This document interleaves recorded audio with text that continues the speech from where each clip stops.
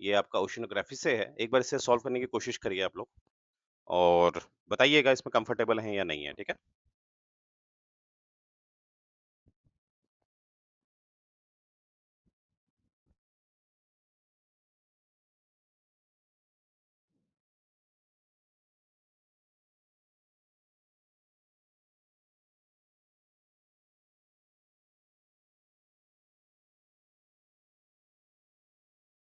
नहीं समझ आ रहा है सर ये क्वेश्चन। ओके, बाकी लोग? सर मेरे को भी नहीं आ रहा। ठीक है। और प्रीति जी और वनिता जी को? नहीं सर, सर नहीं पहली समझ बार रहा। देखा। बस मैं ये दिखाना चाह रहा था कि देखिए अब हम जब आई गेस वीक लगेगा, इसको हम पूरा फिनिश करेंगे, ठीक है? वीक लगेगा, फिर इसको हम डिस्कस करेंगे, ठीक है? तो देखो सबसे पहले हाइड्रोस्फीयर देखो, क्योंकि अर्थ का जो स्फीयर है, इसमें आपको क्या दिख रहा है? हाइड्रोस्फीयर दिख रहा है, एटमॉस्फेयर दिख रहा है, बायोस्फीयर दिख रहा है और जियोस्फीयर दिख रहा है ना सबको? दिख रहा है? जी सर। अब आपने इसको ना एनालाइज करना है, ठीक है? क्योंकि इसमें बड़े कंफ्यूजन होता है लोगों को, सर हाइड्रोस्फीयर में क्या डिफरेंस होता है, एटमॉस्फेयर में क्या डिफरेंस होता है, बायोस्फीयर क्या होता है, जियोस्फीयर क्या होता है? असल में किसी लेवल पे ये सब सेम होते हैं। देखो यहाँ पर अगर मैं एक लाइन खींचूं इसको, ठीक है, तो आप देखोगे यहाँ तक इस यहाँ पर आप देखेंगे इस वाले ब्लॉक में आप देखेंगे जियोस्फीयर और बायोस्फीयर क्या है, कॉमन है, दिख रहा है ना?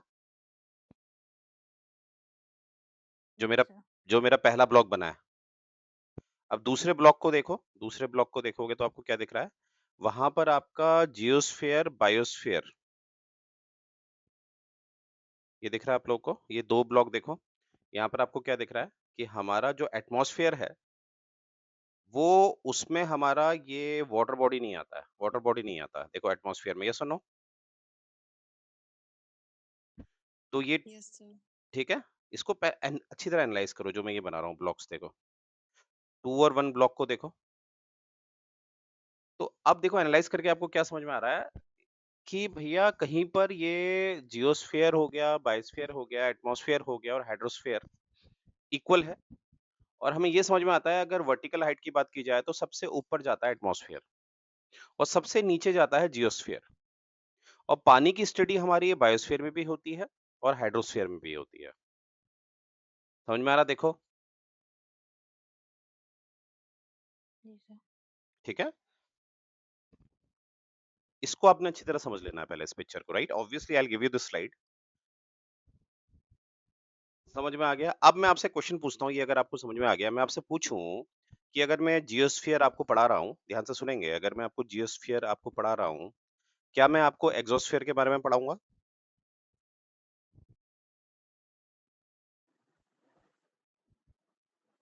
मैंने कहा जब मैं आपको जियोस्फीयर पढ़ा रहा हूँ तो क्या मैं आपको एग्जोस्फीयर के बारे में पढ़ाऊंगा?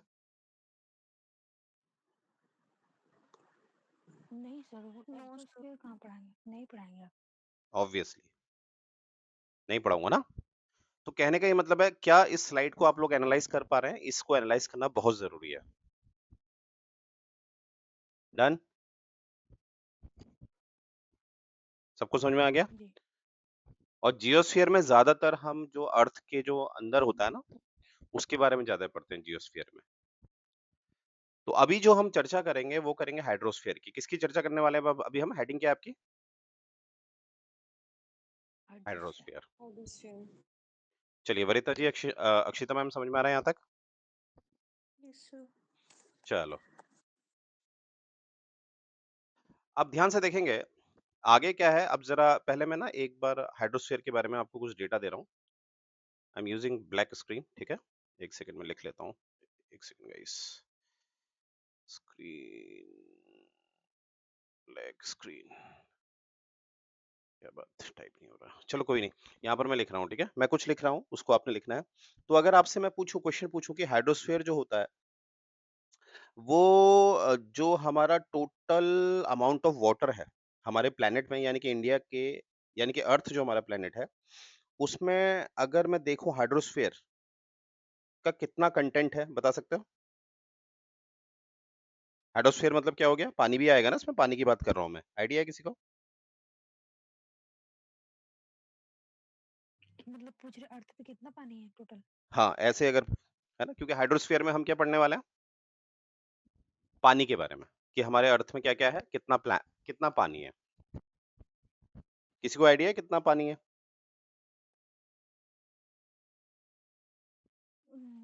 कि- सर मतलब अर्थ कितना पानी से कवर होती है, वो तो 2/3 70% अप्रोक्स। हाँ, जैसे ऐसे समझोगे अगर कन्फ्यूज़ हो रहे हो, जैसे जब मैं एटमॉस्फेयर की बात करता हूँ, मैं मान लो आपको क्या पढ़ा रहा हूँ एटमॉस्फेयर, क्या पढ़ा रहा हूँ? एटमॉस्फेयर। अब एटमॉस्फेयर में मैं चर्चा करूँगा, मैं कहूँगा बताओ भाई हमारे एटमॉस्फेयर में सबसे ज़्यादा क्या है? तो आप लोग क्या कहते हैं? Nitro nitrogen. सबको क्लियर हो रहा है? ऐसे तो कहते हो ना आप लोग? वैसे ही मैं अब हाइड्रोस्फीयर की जब बात करूँगा, तो ऑब्वियसली मैं बात करूँगा पानी की। किसकी बात करूँगा?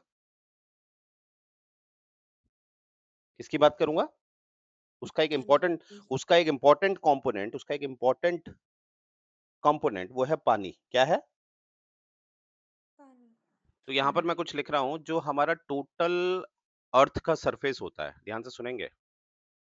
टोटल अर्थ का जो सरफेस होता है, उसका 71% अर्थ का जो टोटल सरफेस उसका 71% पे 70% 71% जो अर्थ का टोटल सरफेस है, वहां पर क्या है? पानी। क्या है वहां पर? मेरी बात समझ में आई? अर्थ का टोटल सरफेस का 71% क्या है? वाटर। वाटर। क्या मेरी बात समझ में आ रही? Yes sir. जी सभी सर। सभी को क्लियर हो गया ना? और अगर मैं देखूं, अब पानी तो मैंने बोल दिया 71% क्या है? पानी। वाटर मैंने बोल दिया ना? अब देखो वाटर का मतलब क्या है? एक लेक होती है वो भी वाटर होती है ना? एक ओशन, सी, इस तरह से अलग अलग हमारी जो बॉडीज होती हैं वाटर होल्ड करती हैं। मैं फिर रिपीट कर रहा हूँ, जैसे हमारे पॉन्ड्स होते हैं, लेक्स होते हैं, नेचुरल लेक्स हो गए, हमारी ओशन हो गए, हमारे सी हो गए, वो सब मिलके वाटर होल्ड करते हैं। तो इसमें भी जो सबसे ज्यादा शेयर लेता है पानी होल्ड करने का, वो है ओशन। क्या है? ओशन। ये बातें आपने लिखते रहनी है, जो जो मैं ये बता रहा हूँ आप लोग को। क्लियर हो रहा है सबको? वो है ओशन। तो एक बार क्विक रिवीजन करते हैं, हमने अभी तक क्या पढ़ा? हमने पढ़ा सबसे पहले तो ये जियोस्फीयर, बायोस्फीयर, एटमॉस्फेयर, हाइड्रोस्फीयर को, क्योंकि डिफरेंशिएट करने में प्रॉब्लम क्या होती है कि ये कहीं पर एक होते हैं और कहीं पर अलग अलग होते हैं। ठीक है, अब जैसे इनमें जो डोमिनेंट होता है, जैसे एटमॉस्फेयर में हम पानी के बारे में नहीं पढ़ते। आई रिपीट, एटमॉस्फेयर में हम पानी के बारे में नहीं पढ़ते हैं। तो हम किसके बारे में पढ़ते हैं? पानी को छोड़ के जो अपर एटमॉस्फेयर होता है उसको पढ़ते हैं। इसीलिए हम कहते हैं एटमॉस्फेयर में सबसे ज्यादा जो कंपोनेंट है वो नाइट्रोजन है। एग्री करते हैं मेरी इस बात से? Yes sir. वैसे ही जो हाइड्रोस्फीयर है उसमें हम पानी के बारे में पढ़ते हैं, है ना? अब ये पिक्चर देख के आपको लगेगा सर हाइड्रोस्फीयर में अगर हम पानी के बारे में पढ़ते हैं तो फिर ये ऊपर तक क्यों जा रहा है एटमॉस्फेयर में? अरे एटमॉस्फेयर में भी तो पानी है, बादल के रूप में। क्लाउड में पानी नहीं है? वेपर्स। जी। वेपर्स हैं। हम्म। सबको समझ में आ रहा है? तो हमारा जो जब हम हाइड्रोस्फीयर पढ़ेंगे तो ज्यादातर हम क्या पढ़ने वाले हैं? पानी। और अर्थ का जो टोटल सरफेस है उसका लगभग 71% में क्या है? पानी। वाटर। वन। अब उस वाटर में भी सबसे ज्यादा जो वाटर होल्ड करता है उस बॉडी को हम क्या कहते हैं? ओशियंस। ओशन, यानी कि महासागर। अब मुझे बताइए ये स्लाइड सबको क्लियर है? Yes sir. Yes sir. चलिए, ध्यान दीजिएगा कि जो मैं लिख रहा हूं वो आपको इस स्लाइड में नहीं मिलेगा, बाकी सब स्लाइड में मिलेगा। तो जो मैं लिख रहा हूं उस पर जरा ध्यान दीजिएगा, ठीक है? चलिए फिर, अब देखिए आगे हमने क्या देखना है कि जो ओशिनोग्राफर्स होते हैं, यानी कि जो ओशन को पढ़ते हैं उन्हें हम ओशिनोग्राफर कहते हैं। उन्होंने कहीं ना कहीं जो ओशन है, इसको ओ मान लिएगा, ओशंस हैं उनको कितने में डिवाइड कर रखा है? 5 फाइव में। Major oceans. ठीक है, तो ये चीज याद रखनी है आपने। और इसको याद करने का तरीका भी है, निमोनिक है। अगर आपने इसको इंक्रीजिंग मतलब डिक्रीजिंग ऑर्डर में पढ़ना है तो पैसा सबसे बड़ा क्या है? Pacific ocean. पैसिफिक ओशन, फिर अटलांटिक। फिर अटलांटिक, इंडियन ओशन। फिर सदर्न ओशन। और फिर आर्टिक ओशन। इस तरह से आपने याद रखना है, ठीक है? तो ये एक पैसा, एक निमोनिक याद रखना है आप लोगों ने। क्या मैं समझा पाया आपको सभी को?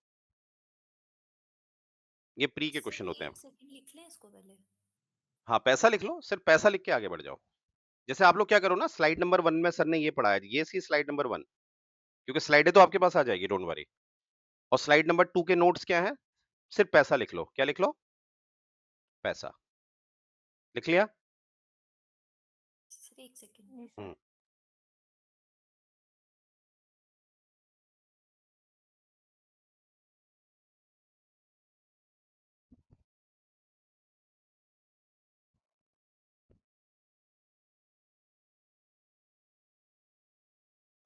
और हम टारगेट बना रहे हैं कि हमारी ओशिनोग्राफी कम से कम 7 से 10 दिन में खत्म करनी है हमने, ठीक है? और इतनी बढ़िया करनी है, मजा आ जाए, ठीक है? 7 से 10 दिन हमारा टारगेट रहेगा। यानी कि आज क्या तारीख है? 12 नहीं, कितनी तारीख है? 9 ना? नहीं सर 9, 9 और यानी कि 9 7 16, हॉलीडे है सर आज। 16 यानी कि 15, 9 16 15 यानी कि 5, यानी कि 6 4 10, एक सेकंड ना, 10 यानी कि मोटा मोटा 20 तक हमारी पूरी ओशिनोग्राफी खत्म हो जानी चाहिए। ये हमारा टारगेट रहेगा, राइट? चलो, और हमेशा याद रखना हमारा सैटरडे मतलब क्या है? Of Saturday Monday. Enjoy. Of मतलब है एंजॉय। हाँ, बस आप लोग एंजॉय करिएगा, याद रखिएगा, तभी लॉन्ग टर्म चल पाएंगे, ठीक है? माइंड तभी सर एक्टिवेट एक रहता है। क्वेश्चन है। हाँ।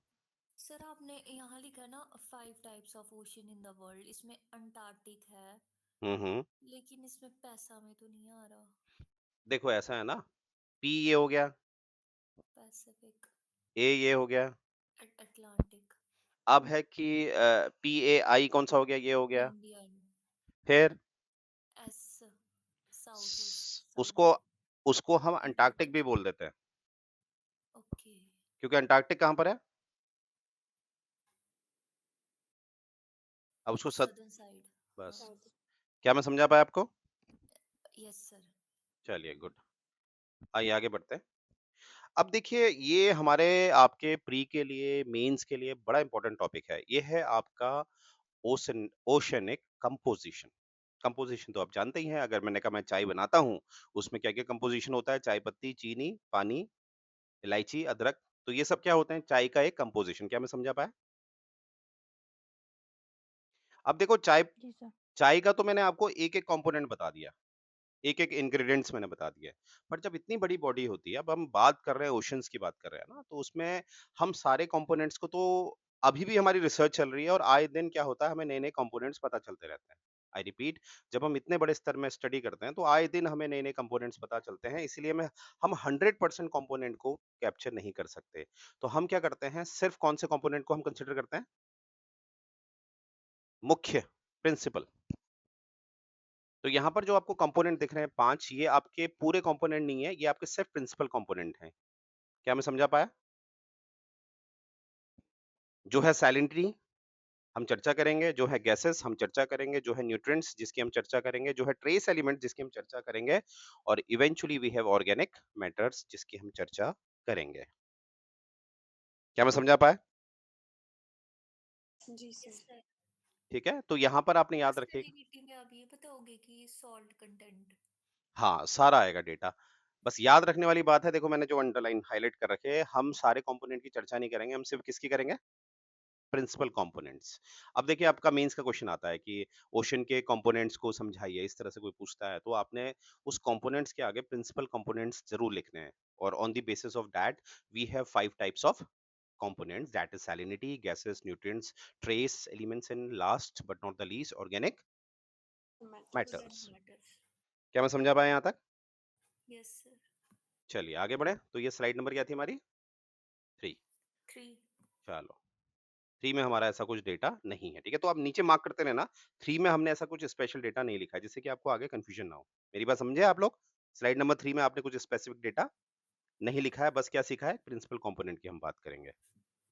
आगे बढ़ते हैं। सबसे पहले हमारा क्या है? सैलिनिटी। अब देखो, सबसे पहले पिक्चर देखो, पिक्चर में आपको क्या दिख रहा है कि देखो, जहां जहां पर आपको ज्यादा कंसंट्रेशन दिख रहा है, ऑरेंज ज्यादा दिख रहा है, वहां पर सैलिनिटी क्या है? ज्यादा। ज्यादा।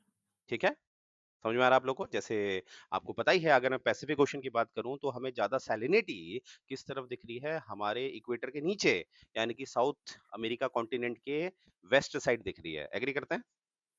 Yes sir. वैसे ही अगर आप देखेंगे, अगर मैं बात करूं अटलांटिक ओशन की, तो जितना भी ओशन हमारे हैं, सबसे ज्यादा हमें जो सैलिनिटी है उसका कंसंट्रेशन दिखता है अटलांटिक ओशन में। देखो, एनालाइज करो,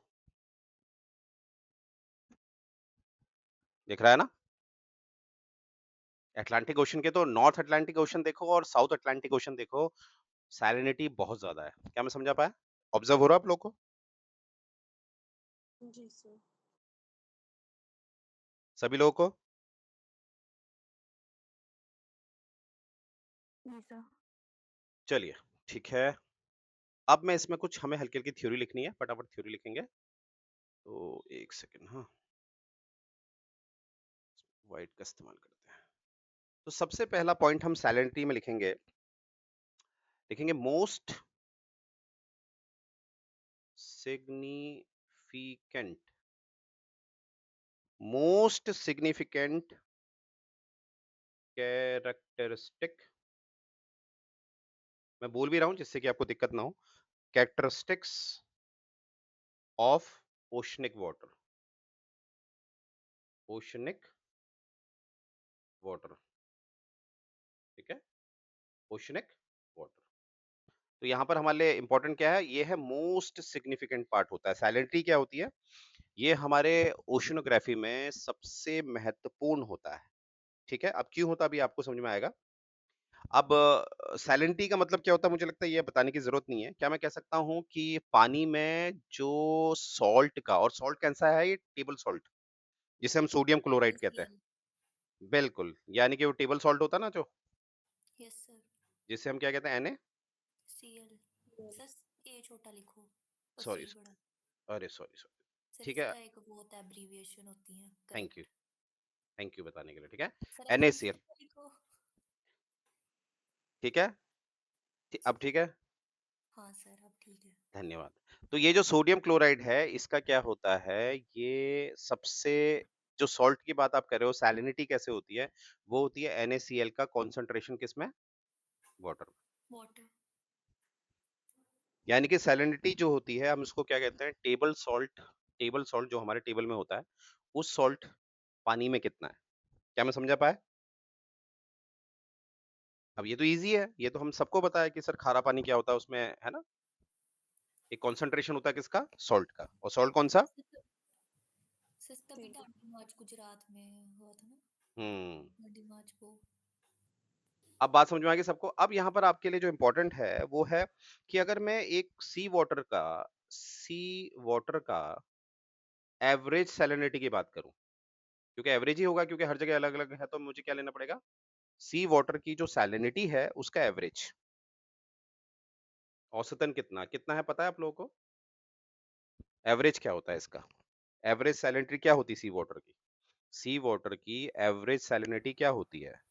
वो सर होता 50 हम्म, 58। कितनी होती है वो? शायद सर 30 या हाँ, कितनी कितनी, प्रीति जी फिर से बताइए। Sir exactly 30। ठीक है, नजदीक हो। ये होती है 35 पर 1000 पार्ट, 35 पर 1000 पार्ट्स। समझ में आ गया ना? पानी है, उसको 1000 में डिवाइड कर लो। अब वो कोई भी हो सकती क्वांटिटी, 1 लीटर 2 लीटर जो आप चाहते हो, उसको 1000 में डिवाइड कर लो। तो उसमें एवरेज सैलिनिटी कितनी होगी? 35। ये आपने डेटा याद रखना है। तो कैसे? अप्रोक्सीमेटली 35 पार्ट्स पर 1000। फिर रिपीट कर रहा हूं, आपने क्या लिखना है? अप्रोक्सीमेटली 35 पार्ट्स पर 1000। क्या मैं समझा पाया? Yes sir. अब क्वेश्चन है कि सर यहाँ पर जो एवरेज आ रहा है, ये जो शब्द एवरेज आ रहा है, एवरेज का मतलब ही हो गया कि सैलरी जो है वो अलग अलग होती है, तभी तो हम एवरेज निकालते हैं।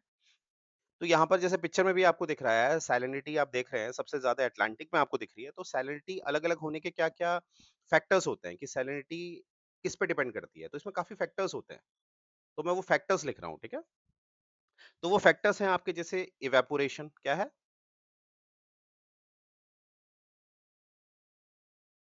जहां पर इवेपोरेशन ज्यादा होगा, ऑब्वियसली वहां पर सैलिनिटी बढ़ने लगेगी, क्योंकि पानी कम होता जाएगा। मानते हैं ये बात, यस सर। है ना? सर इवेपोरेशन हो गया, सबको समझ में आ गया मैंने इवेपोरेशन क्यों लिखा? ये सैलिनिटी को कहीं ना कहीं क्या करेगा? इंक्रीज कर देगा। We have precipitation. Precipitation precipitation क्या करेगा सैलिनिटी को? क्योंकि वाटर कंटेंट बढ़ा देगा। ठीक है, नेक्स्ट हमारा फैक्टर हो गया रिवर का सर इनपुट। ये सर प्रेसिपिटेशन सैलिनिटी को कैसे बढ़ाएगा? प्रेसिपिटेशन मतलब क्या हुआ? रेन, हेलस्टॉर्म, मतलब बर्फबारी ये सब जाता है ना उसमें। आपने ग्लास में पानी भरा हुआ है, क्या भरा हुआ है? आधा ग्लास पानी भरा हुआ है, उसमें नमक मिला रखा है 1 चम्मच, और वैसे ही दूसरा ग्लास है, उसमें पानी पूरा भर रखा है और उसमें भी 1 चम्मच नमक है। ज्यादा खारा कौन सा लगेगा? अच्छा। समझ में आ गया? जी सर। और नेक्स्ट है रिवर इनपुट। रिवर इनपुट भी क्या करेगा? आपके सैलिनिटी को बढ़ाएगा या कम करेगा बताओ? कम करेगा एब्सोल्युटली, क्योंकि ये रिवर इनपुट मतलब फ्रेश वाटर। रिवर इनपुट मतलब फ्रेश वाटर। तो ये जो फैक्टर्स हैं ये डिपेंड करता है, यही क्या करता है सैलिनिटी को कम ज्यादा करता है। इसीलिए आपको दिख रहा है कि ओशन में हम एक एवरेज सैलिनिटी लेते हैं, और वो एवरेज सैलिनिटी क्या है? 35 पर 1000 पार्ट्स। क्या मैं यहां तक समझा पाया आप सभी को? Yes sir. जी सर। तो एक बार क्विक रिवीजन कर लेते हैं, हमने क्या पढ़ा यहाँ पर? हमने सैलिनिटी को पढ़ा, और सैलिनिटी कुछ नहीं है, ये सिंपल सा वही है NaCl आपका, सोडियम क्लोराइड आपका, राइट? और पानी में उसका कॉन्सेंट्रेशन क्या है, वही टेबल सॉल्ट हमारा। अब उसमें हमने ये पढ़ा कि भैया आप देख रहे होंगे सामने स्लाइड में कि हमारा ये अलग अलग है, और ज्यादातर हमें अटलांटिक ओशन में सबसे ज्यादा दिखता है। तो इसीलिए हम क्या कर रहे हैं, इसका एवरेज निकालते हैं। एवरेज आपने बाय हार्ट याद रखना है for your pre also and for your mains also, ठीक है? तो कितना है हमारा? 35 पर 1000 पार्ट। अब आपने लिखना है कि ये सैलेंटी अलग अलग क्यों है। ये स्टेटमेंट में भी आ सकता है आपके प्री के ना, स्टेटमेंट बेस्ड क्वेश्चन, कि भैया ऐसा क्यों होता है, तो वहां पर आपको स्टेटमेंट दे सकता है। तो ये इतने फैक्टर्स हैं कि अगर आपसे पूछा जाएगा, एक स्टेटमेंट आ रहा है, बताइए ट्रू है फॉल्स है, अगर आपसे कहा जा रहा है कि रिवर इनपुट क्या करेगी, वो सैलिनिटी को कहीं ना कहीं कम करेगी, क्या ये स्टेटमेंट ट्रू है फॉल्स है? Yes sir. बाकी लोग भी सहमत हैं? अक्षिता सर मैम, बढ़ाएगी बढ़ाएगी बढ़ाएगी। रिवर इनपुट सैलिनिटी को बढ़ाएगी या कम करेगी? कम एक करेगी मिनट, सर। कम होगी तो सैलिनिटी बढ़े। हाँ, सैलिनिटी बढ़ी। कम होगी। हाँ, चलिए, तो कोई ऐसा जिसको समझ में नहीं है ये चीज, सैलिनिटी क्लियर है? तो एक फैक्टर देखो, पहला वाला देखो, क्लियर है सबको सैलिनिटी? जी सर। अब आ जाओ गैसेस। तो आप अच्छी तरह जानते हैं, कहने की बात ही नहीं है, इतना तो आप जानते हैं कि क्या मैं कहूंगा कि टेक एन एग्जांपल, एक मछली को आप अपने एक्वेरियम में डालिए और उस एक्वेरियम को चारों तरफ कवर अप कर दीजिए, क्या मछली सरवाइव कर पाएगी? No sir. क्यों? ऑक्सीजन की कमी। एब्सोल्युटली एब्सोल्युटली, ठीक है। तो यहाँ पर देखो, सबसे पहले आगे बढ़ने से पहले यहाँ पर एक पॉइंट, यहाँ पर क्या लिखा हुआ है, बड़ा अच्छा लिखा हुआ है, 26% of the human induced carbon dioxide, of all human induced carbon dioxide is observed by the ocean. तो आप समझ लो ओशन भी कहीं ना कहीं हमारा बड़ा इंपॉर्टेंट पार्ट है ग्लोबल वार्मिंग में, मानते हो ये बात? क्योंकि कहीं ना कहीं ओशन भी क्या करता है, एब्जॉर्ब करता है किसका? Carbon di. CO2। ठीक है, तो ये डेटा आपके काम आएगा, ठीक है, ये जो स्लाइड में लिखा हुआ पर। आइए इसमें कुछ हल्का सा पॉइंट लिख लेते हैं।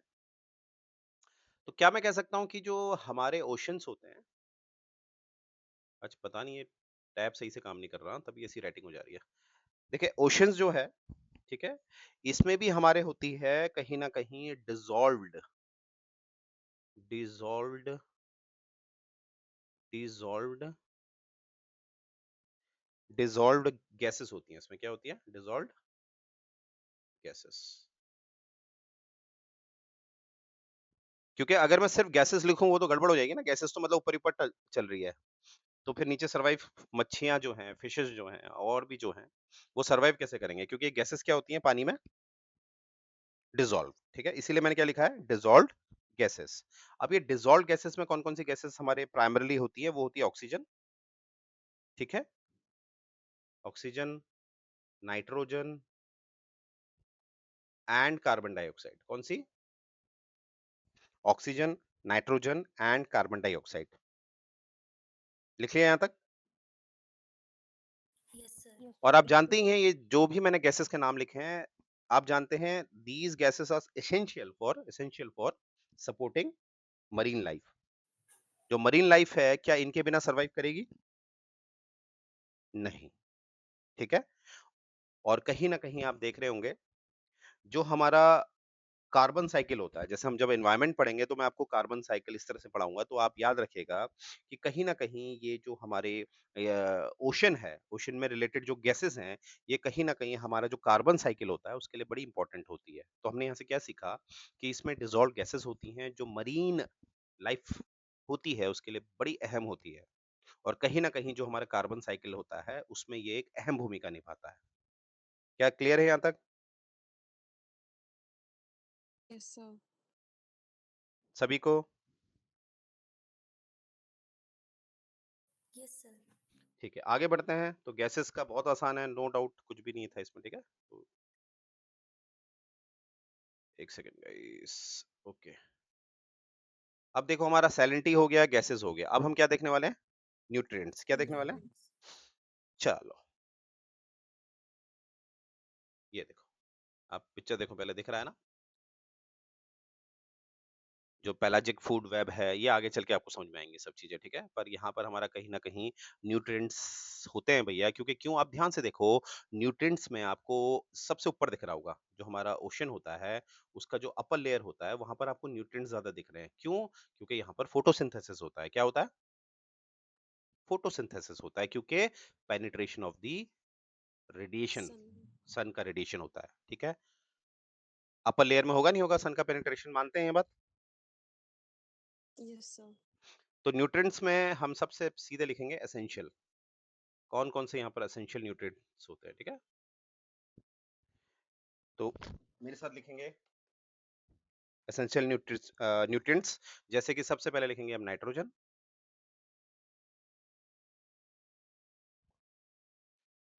फास्फोरस,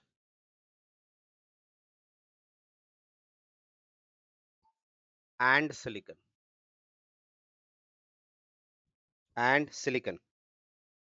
ये सबसे क्रिटिकल कंपोनेंट हैं आपके ओशनिक वाटर के। ठीक है, और जो भी आपके मरीन, यहाँ पर मैं लिख रहा हूँ, जो भी आपके मरीन फाइटोप्लैंक्टन होते हैं, फाइटोप्लैंक्टन, जो भी आपके फाइटोप्लैंक्टन होते हैं, जो भी आपके फाइटोप्लैंक्टन होते हैं या अदर ऑर्गेनिज्म होते हैं, ठीक है, जिन्हें हम कहीं ना कहीं, अभी चलो अदर ऑर्गेनिज्म में लिख लेते हैं, अदर ऑर्गेनिज्म होते हैं, उनके सर्वाइवल के लिए बहुत जरूरी होता है, क्योंकि बिना न्यूट्रिएंट्स के तो आप सर्वाइव ही नहीं कर सकते ना। तो क्या सीखा हमने यहाँ से? हमने देखा न्यूट्रिएंट्स की बात अगर आप देखें तो सबसे पहले याद रखना है कि ये अपर लेयर में होता है हमारे ओशन के। क्यों होता है? क्योंकि यहाँ पर हमारा penetration of the sun radiations होते हैं, और यहाँ पर जो एसेंशियल न्यूट्रिएंट्स हैं आपके, वो कौन कौन से हैं? Nitrogen, phosphorus and silicon. जो हमारे मरीन का जो लाइफ स्टाइल है, चाहे वो फाइटोप्लैंक्टन है, चाहे वो आपके अदर ऑर्गेनिज्म है, चाहे वो जू प्लैंक्टन है, ठीक है, तो ये सब ऑर्गेनिज्म इन पे डिपेंडेंट होते हैं। क्या मैं समझा पाया? जी सर, no. सर एक बार रिपीट कर दो ये वाला साइकिल। मैंने बोला कि जो हमारे न्यूट्रिएंट्स होते हैं वो हमेशा कहाँ कहाँ होते हैं? अपर लेयर पे ज्यादा होता है। क्यों होता है? क्योंकि यहाँ पर क्या हो सकता है, क्योंकि सन का रेडिएशन है, तो यहाँ पर फोटोसिंथेसिस होगा, राइट? और यहाँ पर जो एसेंशियल कंपोनेंट्स हैं आपके, यानी कि एसेंशियल न्यूट्रिएंट्स हैं, वो हैं आपके नाइट्रोजन, फास्फोरस एंड सिलिकन, और ये तीनों ही आपके जो मरीन लाइफ है, जैसे फाइटोप्लैंक्टन हो गए या अदर ऑर्गेनिजम्स हो गए, उनके लिए काफी अहम होती है। क्लियर है? जी सर, फाइटोप्लैंक्टन सर पौधा है? हाँ बिल्कुल। ठीक है, मतलब ये आपके फ्लोरा यानी कि वनस्पति की कैटेगरी में आता है, वो जो ऊपर तैरते रहते हैं ना। अभी आपको आगे दिखेगा जब मैं दिखाऊंगा ना। क्लियर हो गया? सबको क्लियर है यहाँ तक? Yes, sir. अब नेक्स्ट है आपका ट्रेस एलिमेंट्स। ट्रेस एलिमेंट्स, ठीक है, जैसे यहाँ पर आयरन वायरन दिख रहा होगा, ठीक है, इस तरह से, राइट? तो ट्रेस एलिमेंट्स में जरा लिखेंगे कि हमारा जो ओशन है, एक सेकेंड ना गाइस, ये पता नहीं काम क्यों नहीं कर रहा सही से। ओके, तो मैं लिख रहा हूँ, हमारा जो ट्रेस एलिमेंट है यहाँ पर हम लिखेंगे, एक तो सबसे पहले यहाँ पर काफी डाइवर्स होता है ये। अब डाइवर्स का मतलब ही है कि हम हर चीज नहीं दिखा सकते, तो हम सीधे क्या लिख देते हैं? डाइवर्स है। ठीक है, बहुत ज्यादा है तो डाइवर्स लिख दिया हमने यहाँ पर। ठीक है, अब यहाँ पर जैसे मैग्नीशियम हो गया, जैसे एलिमेंट्स में हम पहले कुछ नाम ले लेते हैं, जैसे metals, metals such as such as metals such as iron, manganese, manganese,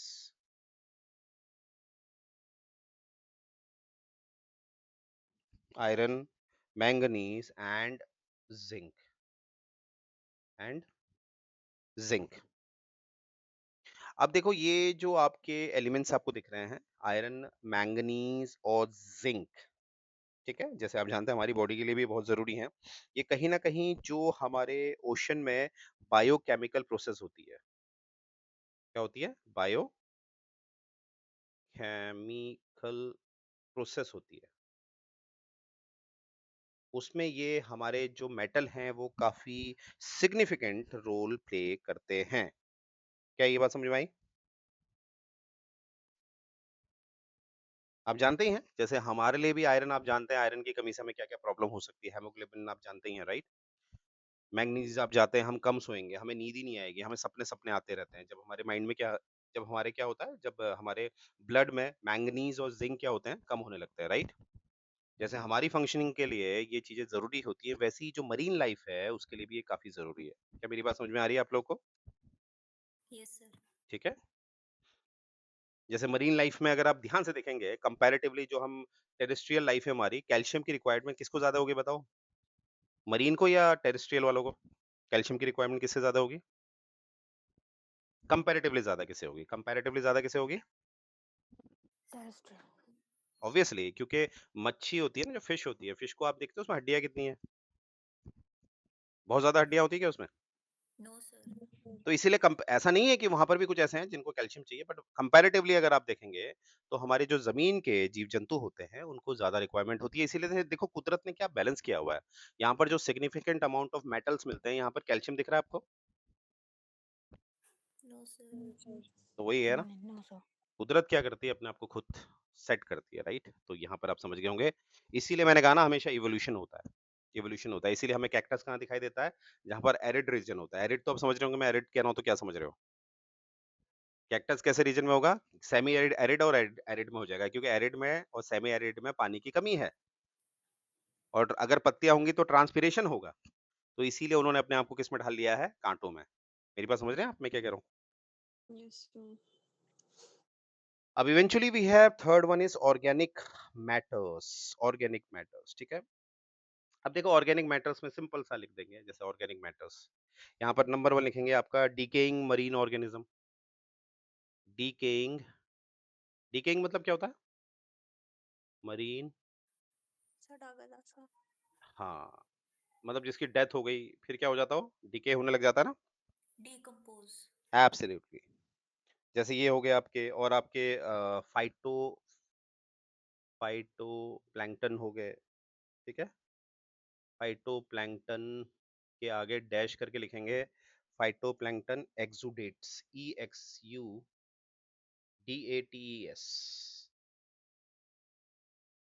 ठीक है। क्या लिखा आपने? EXUDATE, एक्सुडेट्स मतलब क्या होता है?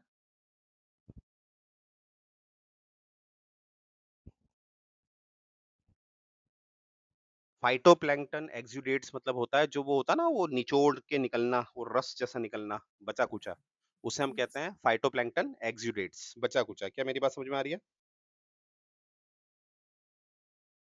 Yes sir. Yes sir. तो ये हैं आपके कहीं ना कहीं आपके ऑर्गेनिक मैटर, ठीक है। ऑब्वियसली यहाँ पर, और आपको पता है इनका होना भी जरूरी है ना। जैसे आपने देखा ही है कि अगर मैं हमारी बात करूं, टेरेस्ट्रियल लेवल की बात करूं, तो आपको पता है जानवर मरता है, तो हमारे कुछ ऐसे जानवर भी हैं जो मरे हुए जानवर को खाते हैं। जैसे गिद्ध का नाम सुना होगा, चील गिद्ध जो होती है, वो क्या करती हैं? डिकम्पोज में फिर लास्ट में हमारे बैक्टीरिया काम करते हैं। तो इस तरह से आपने देखा एक साइकिल होता है, वैसा ही हमारा क्या होता है, ओशन में भी क्या होता है, एक साइकिल होता है, राइट? क्लियर है सबको? तो ये जो ऑर्गेनिक यस सर। मैटर्स जो आ रहे हैं आपको, ये हमारे कहीं ना कहीं मरीन लाइफ साइकिल में काम आता है। डन? Yes sir. जी सर। चलो अब इसको एक बार क्विक रिवीजन करते हैं, हमने क्या पढ़ा। अब जरा यहाँ पर देखो, ये तो हमने खासकर इसमें क्या करना है ना, जैसे आपको ये वाला तो प्री में काम आएगा आपके। यहाँ पर हमने क्या पढ़ा है, जो एवरेज सैलिनिटी होती है कितनी होती है, 35 parts per thousand। ये आपने माइंड में बिल्कुल फीड करना है, ठीक है। बाकी तो आप जानते हैं, गैसेस हो गया, न्यूट्रिएंट्स हो गया, ट्रेस एलिमेंट्स हो गया, ऑर्गेनिक मैटर्स हो गए, ठीक है। तो ये तो आप कर ही लोगे, ठीक है, ये इतना कॉम्प्लिकेटेड नहीं है, आई गेस, राइट। ये तो हम पहले से भी जानते हैं। क्या मैं समझा पाया? Yes sir.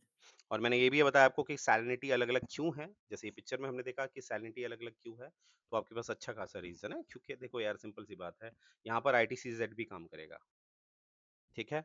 यहाँ पर क्योंकि हमारे अलग अलग टेम्परेचर होते हैं, अलग अलग ओशन करेंट्स होते हैं, वो भी मूवमेंट कराते हैं ना पानी का, और हमारा कहीं ना कहीं इनपुट ऑफ दी रिवर्स भी होता है, तो वो भी कहीं ना कहीं सैलिनिटी को कॉम्प्रोमाइज कराती है। प्रेसिपिटेशन जहाँ सबसे ज्यादा होगा वहां पर भी चीजें होंगी, तो बहुत चीजें होती हैं जो हमारे ओशन की सैलिनिटी को कहीं पर ज्यादा कहीं पर कम रखता है। तो पिक्चर के हिसाब से हमें ये समझ में आ रहा है कि सबसे ज्यादा सैलिनिटी हमें कहाँ दिखती है, अटलांटिक ओशन में। अटलांटिक और ओशन। हमने ये भी सीख लिया है कि डिक्रीजिंग ऑर्डर पे लगाने को आएगा तो हमारे पास एक निमोनिक है, पैसा, और सबसे बड़ा कौन सा है हमारा, पैसिफिक पैसिफिक ओशन। ओशन। चलिए, नेक्स्ट टॉपिक है हमारा ओशनिक जोन। सर एक सेकंड पीछे करना स्लाइड। ये यस सर।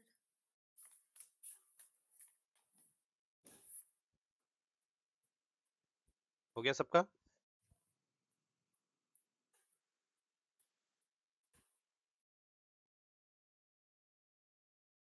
हो गया वरिता जी? Yes sir.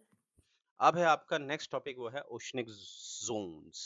This is very very important, ठीक है, वेरी वेरी, ठीक है। इससे आपके बहुत क्वेश्चन आते हैं कि अबिसल प्लेन्स, देखो यहाँ पर आपको दिख रहा होगा, ये होते हैं अबिसल प्लेन्स होते हैं, कॉन्टिनेंटल स्लोप होता है, ठीक है। तो ये शेल्फ होते हैं, ये ठीक है, यहाँ पर हडल होता है। तो इससे डायरेक्ट क्वेश्चन आते हैं आपके, ठीक है, डायरेक्ट प्री के तो क्वेश्चन आते हैं, ठीक है। तो यही हम करने वाले हैं अभी, तो बहुत इंपॉर्टेंट है। तो हम शुरुआत करेंगे ओशनिक जोन, ठीक है। तो मेरे पास स्लाइड एक सेकंड, ओके। तो सबसे पहले हम देखेंगे ओशनिक जोन क्या होता है, ठीक है। अब देखो, जोन को समझने का सबसे बढ़िया तरीका होता है, जैसे कि आप देखो, हिस्ट्री भी आप पढ़ते हो ना, हिस्ट्री को आप तीन में डिवाइड कर लेते हो मोटा मोटा, एंशिएंट हिस्ट्री, मिडिवल हिस्ट्री और मॉडर्न हिस्ट्री, ऐसे तो पढ़ते हो ना, एंशिएंट हिस्ट्री, मिडिवल हिस्ट्री और मॉडर्न हिस्ट्री। तो ये अपनी अपनी जोन होती है, क्या होती है, जोन होती है। और इन जोन्स में ये फायदा होता है, ये जोन्स क्या होती हैं, जैसे एंशिएंट से जब आप मिडिवल में जाओगे तो यहाँ पर ये एक ट्रांजिशनल जोन होगा। एंशिएंट से मिडिवल में जाओगे तो ये एक्स पॉइंट क्या होगा, ट्रांजिशनल। वैसे ही मिडिवल से मॉडर्न में जाओगे तो यहाँ पर जो ये वाई है, वाई पॉइंट बना रहा हूँ, वो क्या होगा, ट्रांजिशनल जोन। तो ट्रांजिशनल जोन से मेरा क्या मतलब है कि ये जोन्स आपस में जुड़ी हुई होती हैं। क्या मेरी बात समझ में आ रहा है? Yes sir. ठीक है, तो ये याद रखना। सबसे पहले तो यहाँ पर आपको ट्रांजिशनल जोन मिलेंगे, आपस में चिपकी हुई जोन्स मिलेंगी, ठीक है। दूसरी चीज आपने ध्यान देनी है, दूसरी चीज आपने ध्यान देनी है, वो ये देना है कि यहाँ पर जो ये जोन्स हैं, ये अलग अलग जोन्स हैं, ठीक है। अभी हम पढ़ेंगे ये जोन्स अलग अलग हैं, किस बेस में ये अलग अलग है। वो बेस क्या होता है जिसकी वजह से ये अलग अलग है, जैसे हिस्ट्री में तो सिर्फ समय होता है, हिस्ट्री में तो हम टाइम को कंसीडर करते हैं, राइट। अब ज्योग्राफी में जो ये अलग अलग जोन है, ये किस किस बेस में होती है, आधार क्या है। तो सबसे पहला है आपका फिजिकल, सबसे पहला आधार क्या है, फिजिकल। दूसरा है केमिकल, और तीसरा है बायोलॉजिकल, ठीक है। सबसे पहला है फिजिकल, जैसे आपको दिखता है जो फिजिकल है, जैसे ये वाला जोन दिख रहा है, ये अपना एक फिजिकल, फिर आगे जा रहा है, ये फिजिकल हो गया, ठीक है।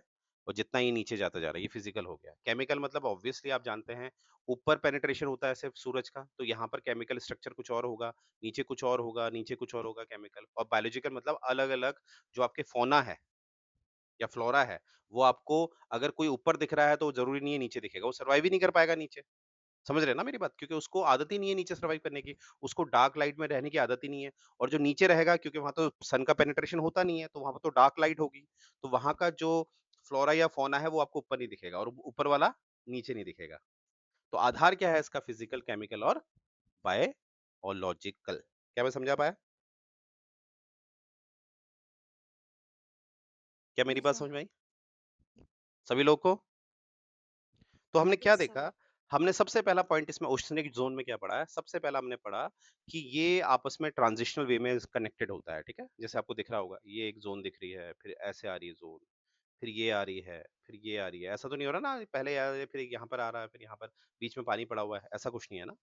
और दूसरा हमने क्या देखा कि यहाँ पर जो आधार है जिसमें इसको डिवाइड किया जाता है, वो आपका बेस। फिजिकल भी है, केमिकल भी है और बायोलॉजिकल भी है, बायोलॉजिकल। ठीक है।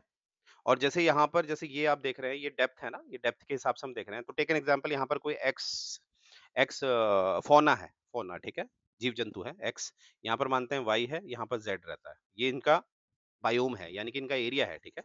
तो ये भी याद रखना कि ये एक दूसरे के लिए कहीं ना कहीं एक फूड साइकिल का काम भी करते हैं। क्या करते हैं ये? एक साइकिल इनका भी बनता है, ठीक है। ये बात आपने याद रखनी है। तो हम आगे बढ़ेंगे तो ऐसे हमने इसको पढ़ना है। तो broadly the main oceanic zones include the following. Main word पे ध्यान देंगे और आपसे मेन ही पूछे जाएंगे, मुख्यतः यही होते हैं। तो ये है आपकी एपीपेलेजिक जोन, जिसे सनलाइट जोन भी कहते हैं, मेसोपेलेजिक जोन जिसे ट्विलाइट जोन भी कहते हैं, और बाथीपेलेजिक जोन जिसे मिडनाइट जोन भी कहते हैं, और वी हैव लास्ट में एबिसोपेलेजिक और हडल पेलेजिक, ठीक है। इसी से कुछ रिलेटेड क्वेश्चन आया था जो मैंने आपको पहले दिखाया था। आप में से ऐसा जिसको ये पहली बार सुनाई दे रहा, या पहले पढ़ा है किसी ने ये चीजें? नहीं पढ़ा सर। ज्योग्राफी, पूनम जी आप लोग की तो ज्योग्राफी हुई थी ना, जितना मुझे याद है। ये सब नहीं करवाया था सर। ओके, और वो क्वेश्चन मैंने आपको प्री का दिखाया था, यूपीएससी का, पता है।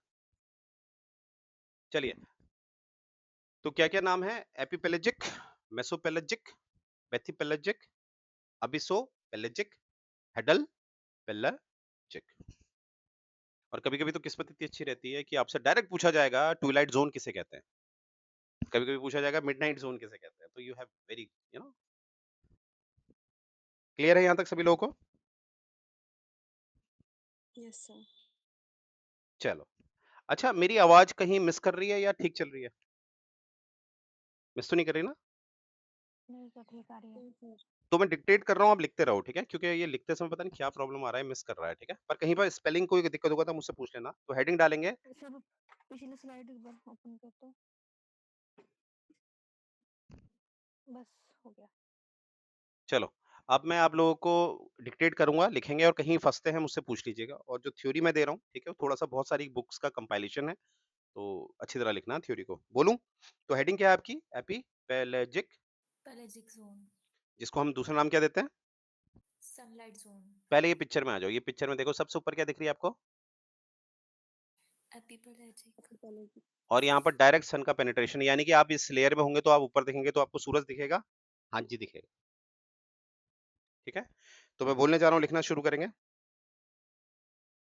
तो लिखेंगे it and it encompasses the uppermost layer of the ocean.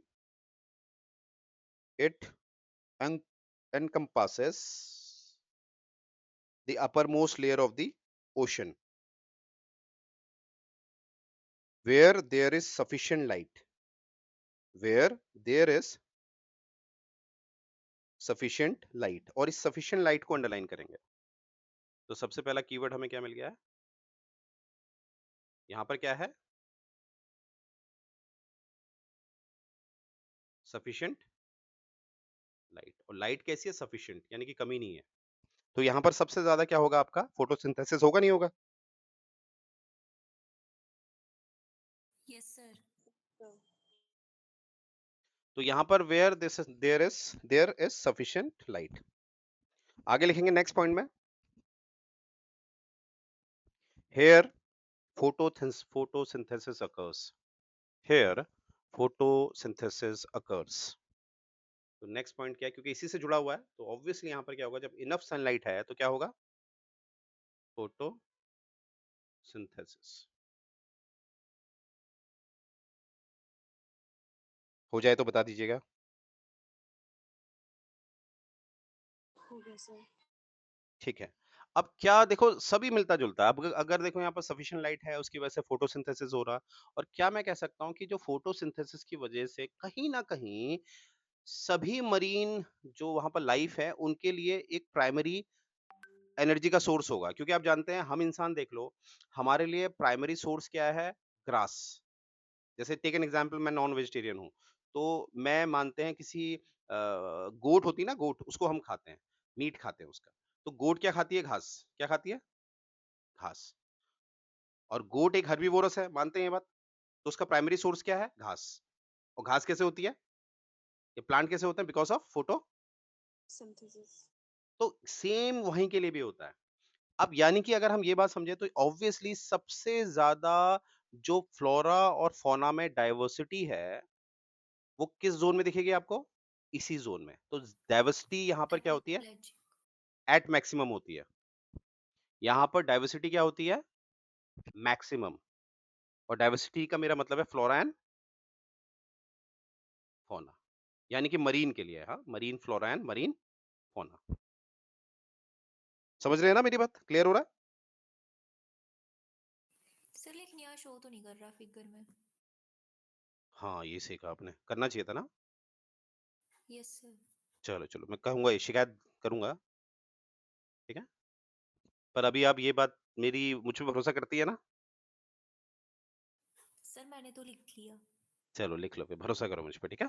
कभी मैं आपको ले जाऊंगा सी की तरफ ना, तो मैं यहाँ पर आपको थोड़ा सा अंदर डालूंगा आपका चेहरा, ठीक है। तो यहाँ पर एग्जाम्पल क्या होते हैं? एग्जाम्पल है आपके फाइटो प्लैंकटन, लिखेंगे एग्जाम्पल है आपके फाइटो प्लैंकटन, कॉमा जू plankton, ZOO plankton, comma fish, fish and marine mammals. फिर बोल रहा हूं, फाइटोप्लैंक्टन, कॉमा जू plankton, comma fish and marine mammals. Mammals क्या होते हैं भाई?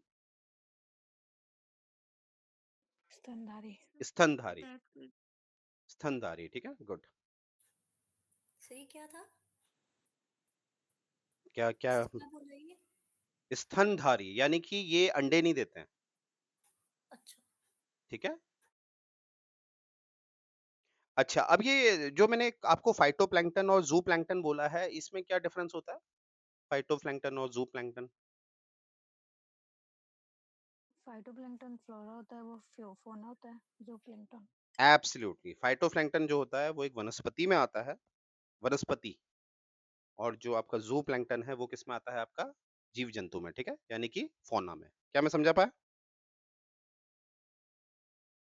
तो एपीपेलेजिक जोन में हमने क्या देखा, एक बार फिर देखते हैं। सबसे अपर है ये, यहाँ पर सनलाइट की कोई कमी नहीं है, और सनलाइट की कोई कमी नहीं है तो यहाँ पर फोटोसिंथेसिस होता है, इसीलिए यहाँ पर खाने की कोई कमी नहीं है। तो यहाँ पर डाइवर्सिटी हमें सबसे मैक्सिमम दिखती है। और यहाँ पर कुछ एग्जाम्पल हमने लिखे, जो है आपके फाइटोप्लैंक्टन, जू plankton, fish and marine mammals. क्या मैं समझा पाया? जी सर। जी सर। नेक्स्ट देखेंगे मीजो पेलेजिक जोन, जिसे ट्विलाइट जोन भी कहते हैं। क्या कहते हैं? अब ट्विलाइट का क्या मतलब होता है, आप उसी से समझ जाओगे। ट्विलाइट का क्या मतलब हुआ? सर वैसे वो थी ना कि मतलब शैडो वो मूनलाइट जैसे। हाँ, मतलब क्या मैं कह सकता हूँ इसमें, वैसा भी। इसमें जैसे एक कंप्लीट अंधेरा होता है और एक कंप्लीट उजाला होता है, उसके बीच का समय, जैसे शाम सर होती है। टॉर्च जैसे। जैसे हाँ टॉर्च। श्यामला। श्यामला। हाँ, मतलब शाम से थोड़ा नीचे, मतलब अंधेरा अंधेरा थोड़ा, मतलब पूरा अंधेरा नहीं, उसे हम क्या कहते हैं? ट्विलाइट। लाइट। तो यहाँ पर क्यों ट्विलाइट, क्यों? क्योंकि ध्यान से देखो, पिक्चर में देखो, तो यहाँ पर आपको क्या दिखेगा? मेसोपेलेजिक क्या दिख रहा है? थोड़ा नीचे दिख रहा है। तो यहाँ पर सन का पेनिट्रेशन जो है उस लेवल का नहीं है, फिर भी पेनिट्रेशन है। तो अंधेरा भी है और थोड़ा सा उजाला भी है। क्या मेरी बात समझ में आई? क्योंकि यहाँ पर लाइट का पेनिट्रेशन क्या है? लिमिटेड। तो लिखेंगे फीचर्स, लिखेंगे सबसे पहला फीचर क्या लिखेंगे? यहाँ पर लिखेंगे penetration of light is limited. क्या लिखेंगे? Penetration of light is limited. लिखा? Penetration of light is,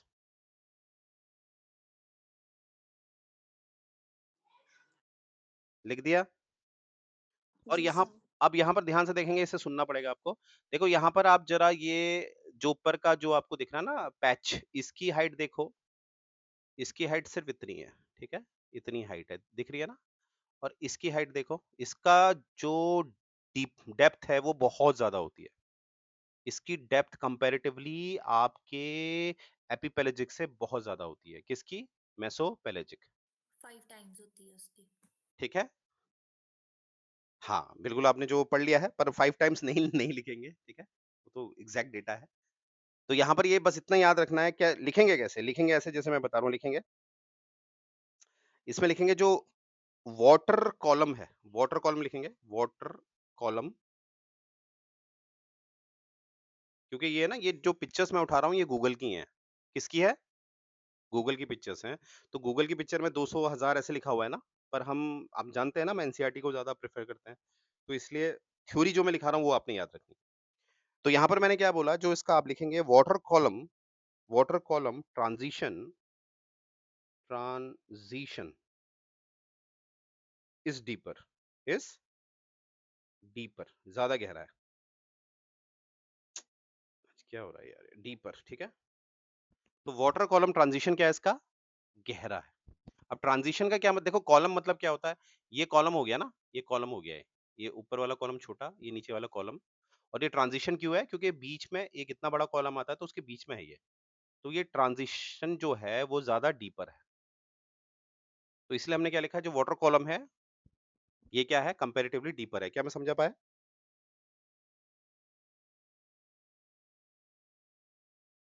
clear है? सर हम इसको एज कंपेयर टू एपिप्लेजिक लिख लेंगे ना, क्योंकि उससे भी ज्यादा डीपर तो वो है दूसरा ऑब्वियसली, पैराप्लेजिक।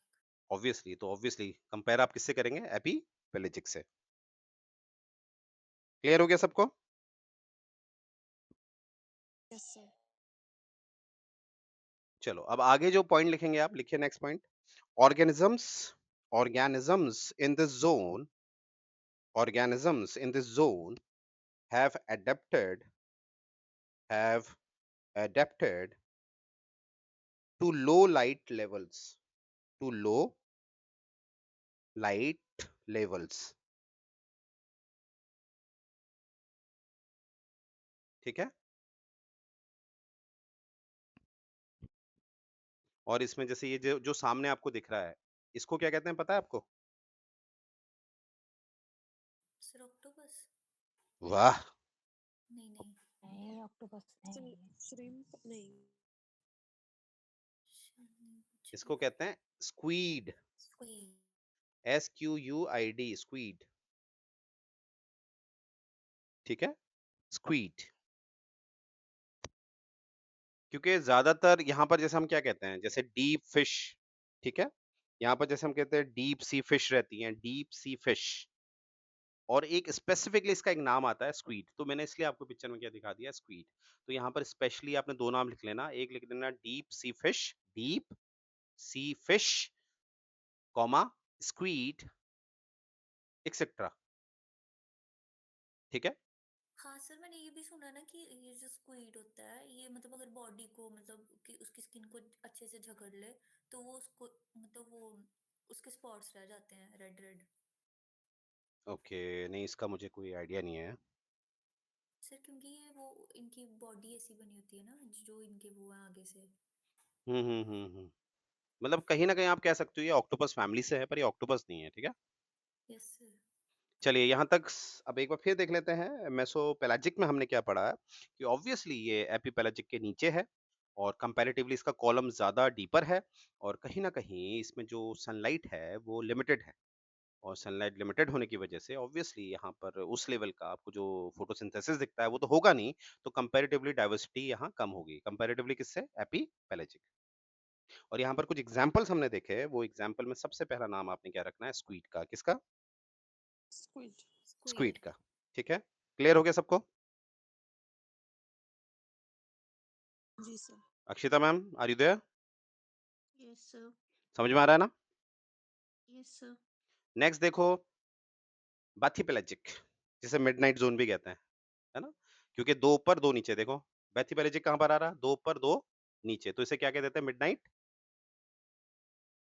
जोन। तो यहाँ पर सबसे पहला फीचर लिखो, in this zone, in this zone sunlight does not penetrate, in this zone sunlight does not penetrate, लिखा?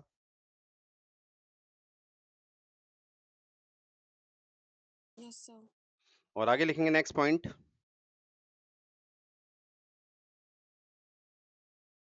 creatures, creatures, creatures adapted to this environment, creature adapted to this environment can handle extreme pressure, extreme pressure and low temperature, and low temperature. तो extreme pressure तो आप समझ गए हैं, आप जितनी गहराई में जाएंगे आपका प्रेशर घटेगा या बढ़ेगा?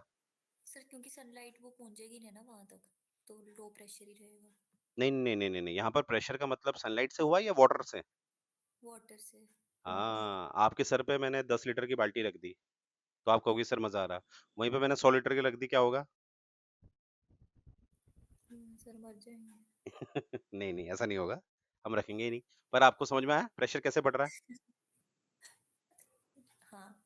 और दूसरी बात है यहाँ पर ऑब्वियसली टेम्परेचर, क्योंकि यहाँ पर पेनिट्रेशन ऑफ सनलाइट है ही नहीं है। है ही नहीं है, ठीक है। और देखो मेरी समझ ये कहती है कि आपसे यहाँ क्रिएचर के नाम तो नहीं पूछेंगे, फिर भी अगर आप लोग अपना क्रिएचर लेना चाहते हैं तो आप उठा लेना क्रिएचर, क्योंकि मैंने कभी देखा नहीं है ऐसे क्वेश्चंस। बट देखो फिर भी यूपीएससी का कुछ भरोसा नहीं होता है, तो एक बार कोशिश करना कि नेट से ना एक आध क्रिएचर के नाम उठा के रख लेना, पर ऑथेंटिक डेटा। हाँ, एक बार मुझे अगर हो सके तो चेक करा देना अगर आप ले रहे हैं किसी क्रिएचर का नाम, पर नो नीड, ठीक है, ये भी मैं बोल रहा हूँ, नो नीड। तो क्या मैं आपको बेथी पेलेजिक समझा पाया? इसमें इतना ही डेटा हमारे लिए इनफ है। सबको समझ में आ गया ना? जी सर। चलो नेक्स्ट लो, अबिसोपेलेजिक, अबिसोपेलेजिक। चलो भाई ये तो और खतरनाक दिख रहा है, राइट? चलो इसमें जो आपने डेटा लिखा है, सर ये तो वही है जो फर्स्ट क्वेश्चन आया था। इसमें एक सबसे इंपॉर्टेंट डेटा लिखेंगे, it covers, it covers, it covers the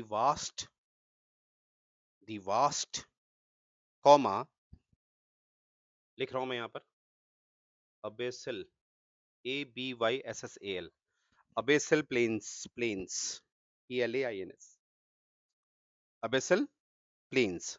अब ये अबेसल प्लेन्स क्या होते हैं?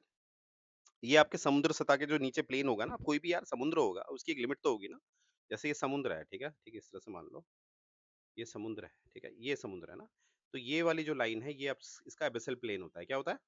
Abyssal plain. कुछ चीजें इसके नीचे भी होती है, पर अगर इन जनरल आप देखोगे तो ये इसका प्लेन ही हो गया है, नीचे वाला एरिया एबेसल प्लेन कहते हैं इसे। तो ये बहुत डेप्थ में है, ये जो हमारी जो जोन है बहुत डेप्थ में है, तो ये कहीं ना कहीं किसको कवर करती है? Abyssal plain of the ocean floor, लिखो abyssal plains of the ocean floor.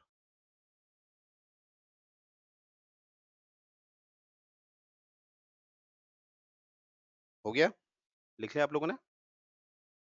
Yes sir. अब देखो इसमें एक इंटरेस्टिंग सा फैक्ट्स हैं कि इसमें बड़ी, क्योंकि अभी भी देखो जब हम और नीचे जाएंगे तो क्या मुझे बताना पड़ेगा आप लोगों को, यहाँ पर जो प्रेशर है वो और ज्यादा इंक्रीज होगा और यहाँ पर टेम्परेचर और ज्यादा कम होगा, बताना पड़ेगा नहीं ना? No sir. तो कहने का ये मतलब है कि हम इंसान अभी इस लेवल पे अभी भी रिसर्च ही कर रहे हैं, तो इसीलिए इससे रिलेटेड काफी आपको स्टोरीज मिलती है कि यहाँ पर भैया ऐसे ऐसे एनिमल्स पाए जाते हैं, मतलब मरीन एनिमल्स पाए जाते हैं इस तरह से, मतलब आपने सुना भी होगा, ये दिन हमें सुनने में आता है ना कि यहाँ पर इस तरह के हैं वगैरह वगैरह, यानी कि आज भी हमारे लिए रहस्य है। क्या है? यहाँ पर बहुत सारे ऑर्गेनिज्म हमारे लिए क्या है? रहस्य है, ठीक है। अब सबसे नीचे आ जाओ हेडल पेलेजिक जोन में, किसमें आ जाओ? हेडल पेलेजिक जोन में। तो इसमें सबसे पहले लिखेंगे it comprises, it comprises the oceans deepest, the oceans apostrophe s, oceans deepest trenches, trenches, sir एक बार रिपीट कर दो दोबारा। it comprises the oceans, apostrophe s लगा देना, deepest trenches. Trenches क्या होते हैं? गर्त। गर्त। हाँ, जैसे क्या मैं कह सकता हूँ, जैसे मेरी एक बात को बताना क्या ये सही स्टेटमेंट है या गलत है। जैसे मैं कहता हूँ, हमने वैली के बारे में सुना होगा, राइट? जैसे हिल स्टेशन हमारे कहाँ होते हैं, ज्यादातर वैलीज में होते हैं ना, ये वैली होती है ना, घाटियां। क्या मैं कह सकता हूँ यही घाटी जब सबसे डीपेस्ट पॉइंट में होती है तो वो क्या कहलाती है? ट्रेंच। पकड़ पाए मेरी बात? कि वही घाटियां जब वो थोड़ा एकदम सबसे डीपेस्ट में होती है समुद्र सतह के, तो उसे हम कहते हैं ट्रेंच। अभी हम ट्रेंच के बारे में भी देखने वाले हैं, डोंट वरी, जैसे मरियाना ट्रेंच, ये सब, ठीक है? तो यहाँ पर हमने क्या देखा कि ये कहीं ना कहीं सबसे डीपेस्ट है और डीपेस्ट ट्रेंचेस को ये दर्शाती है। क्या मैं समझा पाया? और हम इंसानों के लिए अभी ये लीस्ट एक्सप्लोर्ड एनवायरनमेंट है, इसे लिख लेना जरूर। For human beings still it is least, LEAST, least explored zone. इसीलिए ना विज्ञान ने चाहे कितनी भी तरक्की कर ली है, पर अभी भी हमने बहुत चीजें नहीं समझी हैं या देखी है। क्लियर है?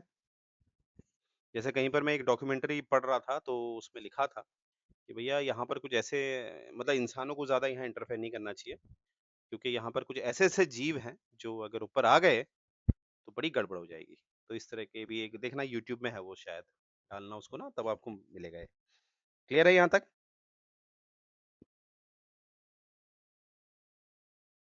जी सर। Yes sir.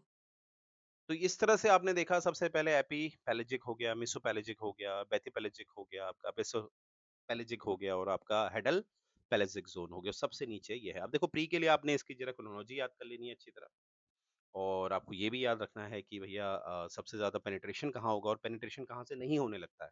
तो कहाँ से नहीं होने लगता है, क्या मैं कह सकता हूँ? बेथीपैलेजिक से। जी सर। यस जी सर। सर। ठीक है। तो और ट्रेंचेस हमें किस जोन में मिलती हैं? Sir last hadal pelagic. Hadal pelagic में। ठीक है, तो ये तो फैक्ट्स हैं, आपको याद हो जाएंगे। बाकी मुझे उम्मीद है अब ये चीज आप अच्छी तरह समझ पाए हैं, ये वाला टॉपिक। अब मुझे बताइए, क्या मैं समझा पाया ये टॉपिक आप लोगों को?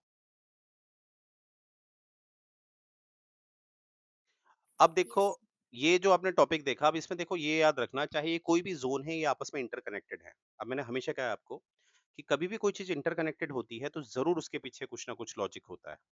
तो यानी कि ये जितने भी इसमें जो मरीन एनिमल्स हैं या जो भी फ्लोरा फौना है, जो भी वो किसी भी जोन में हो, उसका मरना या उसका होना कहीं ना कहीं दूसरे जोन से इंटरकनेक्टेड होता है। यानी कि ये भी एक साइकिल है ना? जैसे हमारा होता है ना, ग्लेशियर ज्यादा मेल्ट हो जाए तो हमारे लिए खतरा है, ये सुनो, तो वैसे ही यहाँ पर भी होता है। ठीक है। अब मैं आप लोगों को एक होमवर्क दूंगा, जब हमारी क्लास ओवर हो जाएगी, आप लोगों ने मुझे बताना है कि जो हमारे, आपने पनडुब्बी का नाम सुना है? सबमरीन्स होती हैं। Yes sir. आपने मुझे क्लास के बाद ये जरूर बताना है कि हमारी जो सबमरीन्स हैं, जो पनडुब्बियां होती हैं, वो किस जोन तक जाती हैं, उनकी मैक्सिमम कैपेसिटी क्या है। क्या मैं समझा पाया ये बात? क्लियर है सबको? जी सर। बाकी लोगों को? जी यस। सर। चलो फिर आगे बढ़ते हैं टॉपिक। बोर तो नहीं हो रहा? समझ में आ रही है ना चीजें? अब हम पढ़ने वाले हैं टाइप्स ऑफ वाटर बॉडीज। तो हेडिंग आएगी आपकी टाइप्स ऑफ वाटर बॉडीज। जैसे हम होता ना, हमने पढ़ा है कि भैया स्ट्रेट क्या होती है, बे क्या होता है, गल्फ क्या होता है। ठीक है। तो इजी टॉपिक है, आप में से बहुत लोगों ने पहले भी पढ़ा होगा, और नहीं पढ़ा है कोई बात नहीं, और अच्छी बात है, इससे तो और हमारी ज्योग्राफी स्ट्रांग हो जाएगी, राइट? और जो नए हैं, इससे भी आपके क्वेश्चन काफी बनते हैं। ठीक है। आपकी वर्ल्ड ज्योग्राफी को समझने में हेल्प करेगा, मैपिंग को समझने में ये टॉपिक हेल्प करेगा। तो आइए शुरू करते हैं। तो ये हमने पढ़ने हैं इसमें सारे के सारे: sea, bay, gulf, strait, isthmus, fjord, sound, bight. Guys मेरी आवाज आ रही है? जी सर। बाकी लोगों को आ रही है ना? Yes sir. तो यस सर। ये सारे के सारे हमने पढ़ने हैं बहुत इजी तरीके से। ठीक है।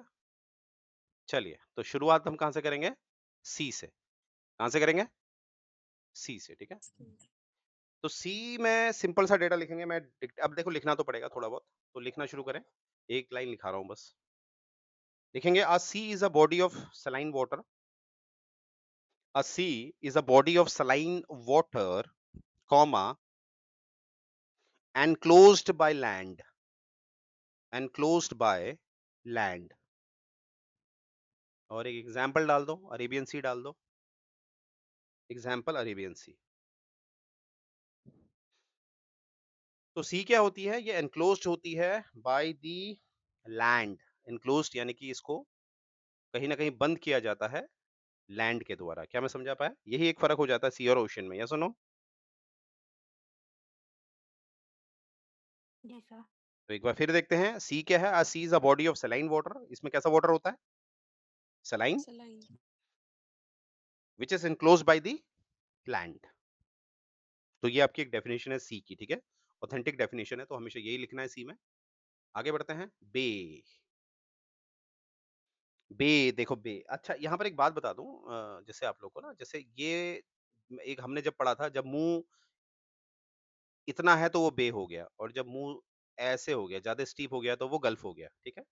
ये हो गया बे, ये हो गया गल्फ। यानी कि मुंह खुला है तो बे, मुंह बंद हो गया तो, बंद हो रहा है तो गल्फ। मेरी बात समझ में आ गई? मुंह खुला है तो बे, और मुंह बंद हो रहा है तो गल्फ। और पूरी तरह बंद हो गया तो, पूरी तरह बंद हो गया तो ऑक्सबो लेक। कौन सी लेक? ओ एक्स, ऑक्सबो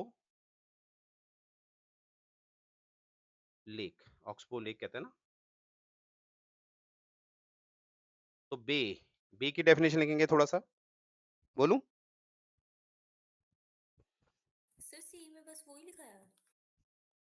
और लिख लो फिर, जो इच्छा है आपकी। बे, a bay is a body of water. A bay is a body of water, comma, अब ये लाइन बड़ी इंपॉर्टेंट है, connected to an ocean. Connected to an ocean और lake. Connected to an ocean और लेक। फिर repeat कर रहा हूं, a bay is a body of water, comma, connected to an ocean और लेक।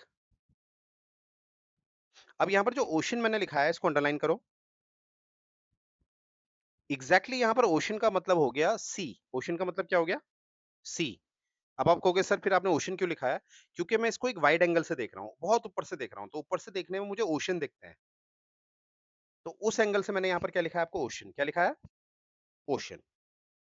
मेरी बात पकड़ पाए मैंने क्या बोला?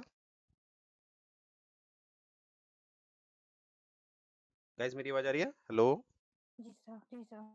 समझ में आ गया ना मैंने यहाँ पर आपको क्यों लिखा है? Bay is a body of water connected to an ocean और लेक। एग्जाम्पल लिखेंगे बे ऑफ बंगाल। एग्जाम्पल लिखेंगे बे ऑफ बंगाल। तो इस साइड आपका क्या पड़ता है? बे ऑफ बंगाल पड़ता है ना। जैसे आप पेनिनसुलर इंडिया है आपका ये वाला पार्ट, तो यहाँ पर आप देखेंगे इस तरह से आपका है ना। तो ये वाला देखो, इसका ये मैंने कहा ना मुंह खुला हुआ है, मुंह वाइड ओपन है। तो जब मुंह वाइड ओपन होता है तो क्या कहलाता है? बे। बे। अक्षिता मैम और वरिता जी, आप लोग को आ रहा समझ में?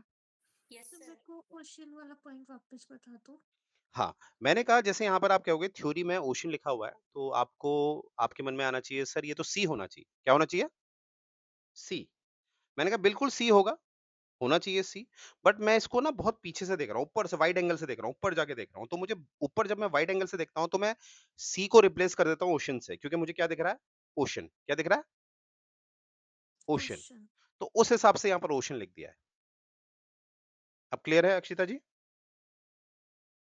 Yes sir. वरिता जी आपको? Yes sir. चलिए, बे भी समझ में आ गया ना। आ जाओ, अब इसका थोड़ा सा मुंह बंद कर देते हैं। गल्फ देखो, ठीक है।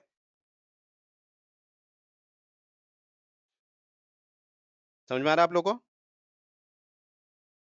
Yes sir.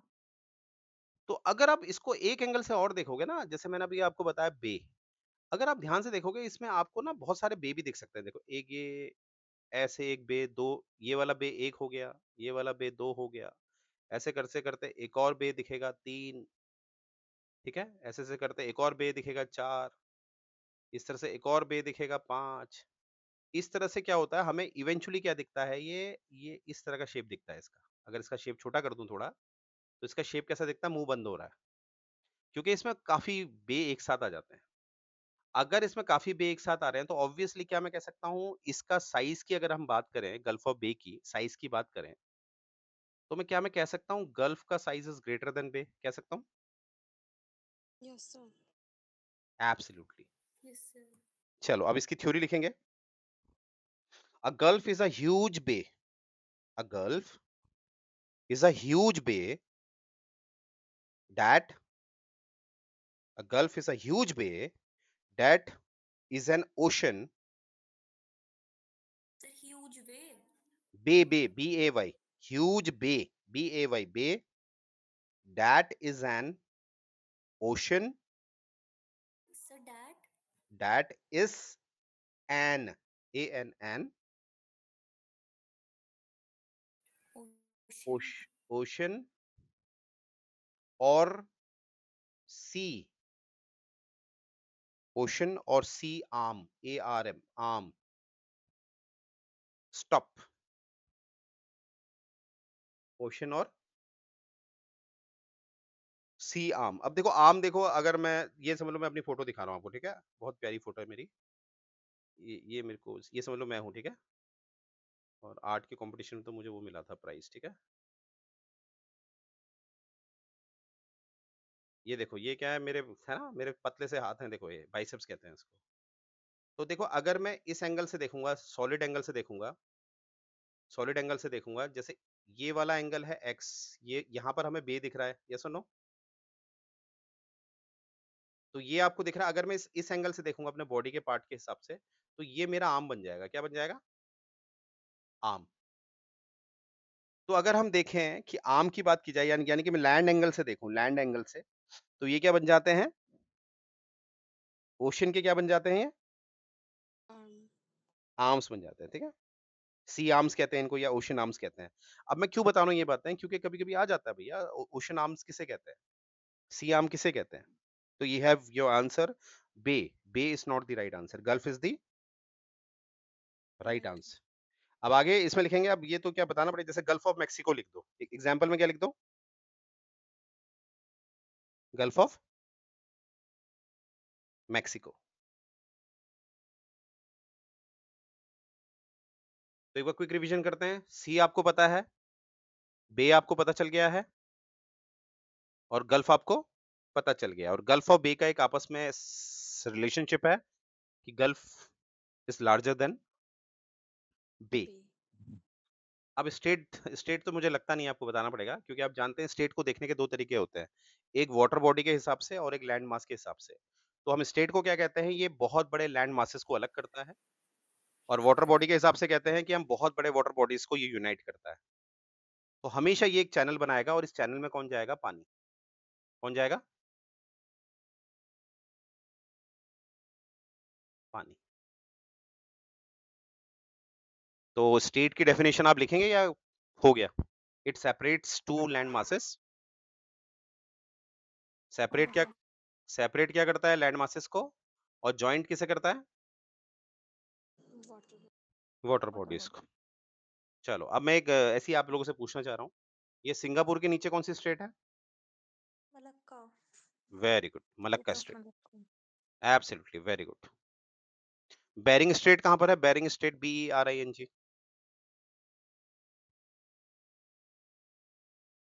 कौन बताएगा बेरिंग स्टेट कहां है?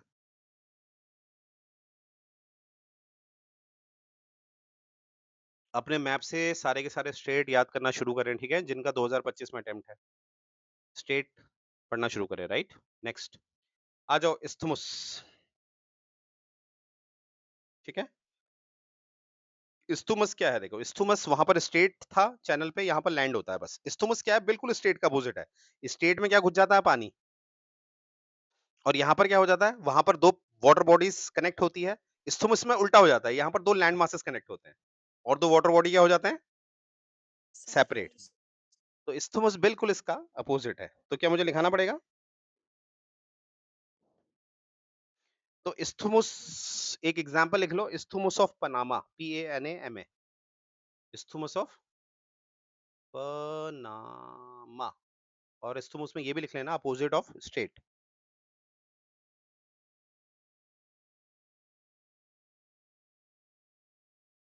हो गया?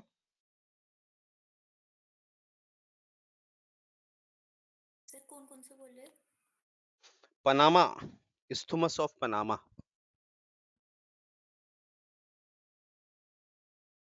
यहाँ तक क्लियर है अक्षिता जी आपको? पूनम जी? Yes, sir.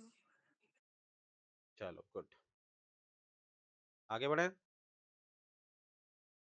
अच्छा एक चीज मुझे बताइएगा, ये पिक्चर देख के ज्यादा भी हेल्प हो रही होगी ना? जो मैं पिक्चर यस दिखा रहा हूँ सर। आप लोगों को, उससे काफी हेल्प हो रही होगी ना, राइट? चलो गुड। अब आ गया आपका फॉर्ड, ठीक है, FORD। आई थिंक इसमें J साइलेंट हो जाता है। फॉर्ड, फॉर्ड क्या होता है? जरा लिखना शुरू करें, फिर चर्चा करेंगे, इसको जरा लिखना पड़ेगा। तो ford appears as a narrow sea water dash filled valley, sea water dash filled valley with high sites, with high sites। क्या कहा मैंने? Forts appears as a narrow sea water filled valley with high sites, with high sites। अब देखो मैं दिखा रहा हूं आपको, टेक एन एग्जांपल। ये पूरा का पूरा क्या है आपका, एक बहुत बड़ा ओशन है, या इसको सी भी मान सकते हो, ठीक है? अब यहाँ पर क्या होता है, अरे एक सेकेंड, यहाँ पर क्या होता है, अब यहाँ पर क्या होता है ना, इस तरह से एक वैली होती है। अब ये वैली दिख रही है ना आपको, ये वैली, ठीक है? ये येलो से मैंने वैली बना रखी है। वैली तो आप जानते होंगे, दोनों तरफ हाइटेड माउंटेन्स हैं। तो होता क्या है कि यहाँ पर बीच में घुस जाता है पानी। क्या घुस जाता है? सी का पानी। तो ये जो वैली है, ये जो है ना, इस वाले को हम कहते हैं फॉर्ड। क्या मेरी बात पकड़ पाए आप लोग? इसको क्या कहते हैं? फॉर्ड। तो ये एक narrow sea water field valley होता है, narrow sea water field valley होता है, जैसे आपको पिक्चर में दिख रहा होगा। दिख रहा है आप लोग को?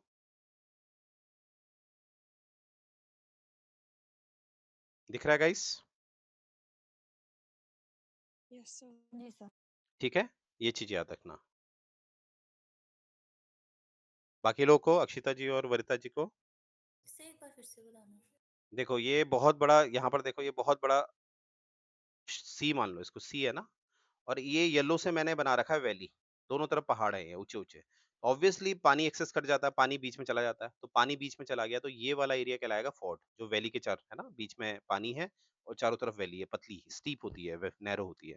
इसको हम कहते हैं फोर्ट। पकड़ पाई?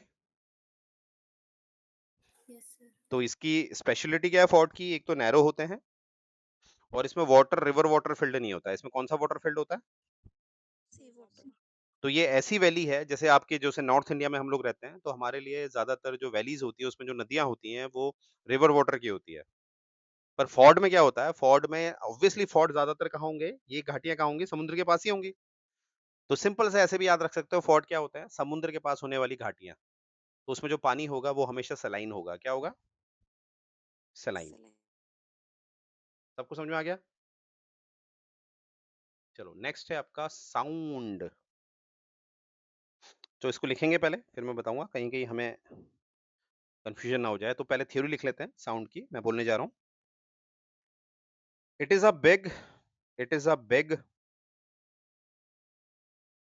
Ocean, it is a big ocean, bracket में सी लिख दो, ब्रैकेट बंद।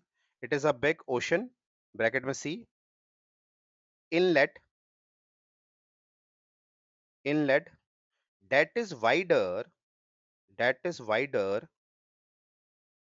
than a ford. सर एक बार फिर से बोलना।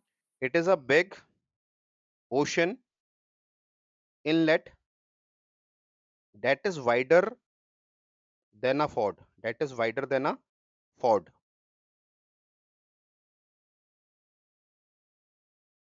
Then Then a ford, F-O-R-D, जो आपने पहले लिखा था F-J-O-R-D, ford.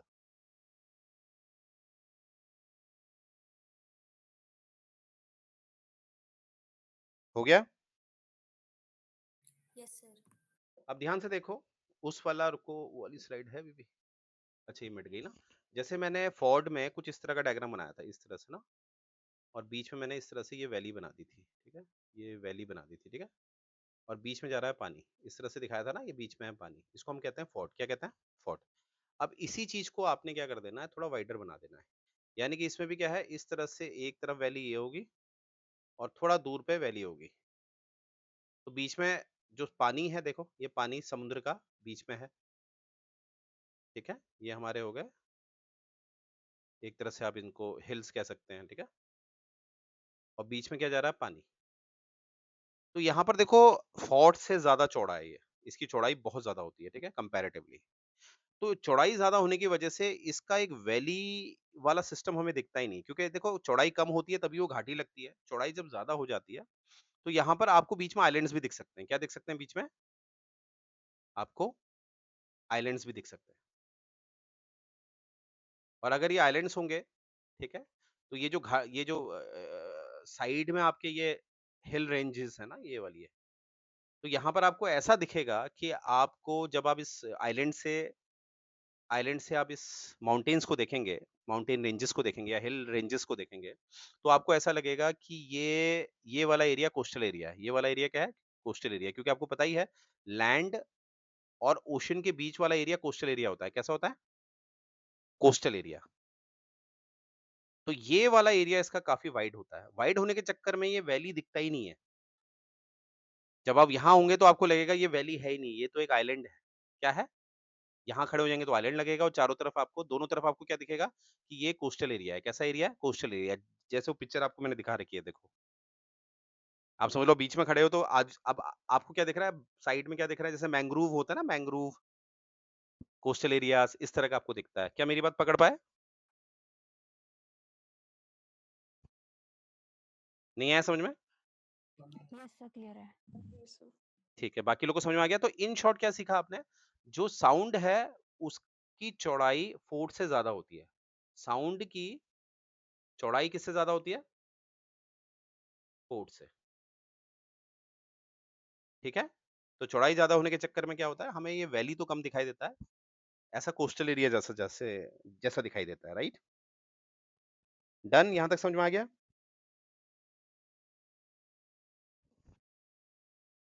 गाइस समझ में आया नहीं आया? नेक्स्ट देखो, बाइट, BIGST, बाइट। चलो इसमें तेरा थ्योरी लिखो, और बहुत आसान है, थ्योरी लिख लो पहले। A bight is a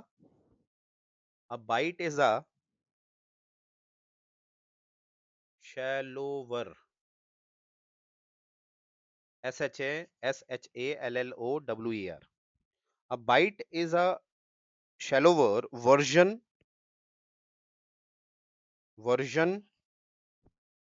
of a sound, जो आपने पहले लिखा था साउंड, that is found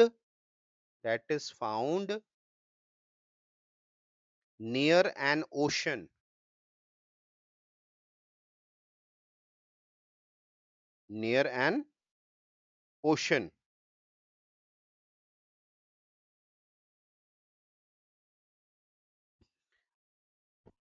लिख लिया?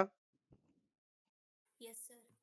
अब देखो ध्यान से देखो, ये कितना आसान है समझना। देखो यहाँ पर, देखो यहाँ पर आपको क्या दिख रहा है? ये साउंड, ठीक है, हरियाली दिख रही है ना साउंड में, बढ़िया तरीके से। यहाँ पर क्या है, एक तरफ से ये कटा हुआ होता है, जैसे आपको यहाँ पर कटान दिख रहा है ना, कटाव हो गया है, देखो ये कटाव हो गया है। तो ज्यादातर ये कहते हैं कि ये ज्यादातर वहां पाए जाते हैं जहां पर काफी हाई टाइड्स आते हैं, और अब जानते हैं हाई टाइड्स क्या करेंगे? इरोड करेंगे। क्या करेंगे? इरोड करेंगे। तो यानी कि जब मेरा मैं ऐसा भी कह सकता हूँ कि आगे चल के साउंड अगर ऐसी जगह साउंड है जहां पर हाई टाइड्स हैं, तो इवेंचुअली वो क्या रूप ले लेगा? बाइट का। कौन सा रूप ले लेगा? बाइट का। और मैं ये भी समझ सकता हूं कि बाइट ज्यादातर वहीं होंगे जहां पर बहुत बड़े ओशंस होंगे, क्योंकि हाई टाइड्स के लिए आपको कहीं ना कहीं जो आपका वाटर का सरफेस एरिया है वो बहुत बड़ा चाहिए होता है। कभी आपने देखा कि जो छोटे लेक्स होते हैं वहां पर बड़ी बड़ी लहरें आ रही है? कभी देखा आपने? नहीं ना। बड़ी बड़ी लहरें कहाँ आएंगी? जो बड़े बड़े ओशंस होंगे। ये सुनो। और जी सर। बड़ी बड़ी लहरें ही इरोड करेंगी। इरोड मतलब काटना। तो यहाँ पर देखो कितना आसान है समझना। देखो साउंड ज्यादातर ऐसी जगह पे होगा जहां पर कंपैरेटिवली जो समुद्र होगा वो शांत होगा। कंपैरेटिवली समुद्र क्या होगा? शांत होगा। ठीक है। तो साउंड को आप कह सकते हो एक शांति प्रिय घाटी, और बाइट को आप कह सकते हो जहां पर शांति उतनी ज्यादा नहीं होती है। तो क्या मैं समझा पाया? बाइट और साउंड। तो यहाँ आपने जी सर। तीनों को साथ लेके चलना है। फॉर्ड फॉर्ड का अगर बीच का हिस्सा मैं थोड़ा चौड़ा कर दूं तो वो क्या बन जाता है? साउंड। क्या बन जाता है? साउंड। साउंड। ठीक है। जैसे यहाँ पर आपको ये भी लग सकता है, सर यहाँ तो बड़ी ऊंची ऊंची ऊंचाइयां है, यहाँ तो थोड़ा नीचे है। तो मैं क्या बोल रहा हूँ, यहाँ पर आप बहुत दूर से फोटो ले रहे हैं, बहुत दूर से, क्योंकि हम बीच की चौड़ाई बहुत ज्यादा है, तो इसलिए वो आपको साइड की वैलीज छोटी लग रही है। पर याद रखना, फॉर्ड में अगर मैं चौड़ाई बढ़ा दूं तो क्या बन जाएगा? वो साउंड। साउंड। साउंड को मैं ऐसी जगह लग दूं जहां पर बहुत हाई टाइड्स बहती हैं, जहां पर वो कटाव होता है, तो वो क्या बन जाता है? बाइट। बाइट। बाइट। चलो अब आप क्या करो, इन 8 के 8 को एक बार देखो और मुझे बताओ हाँ से समझ में आ गया।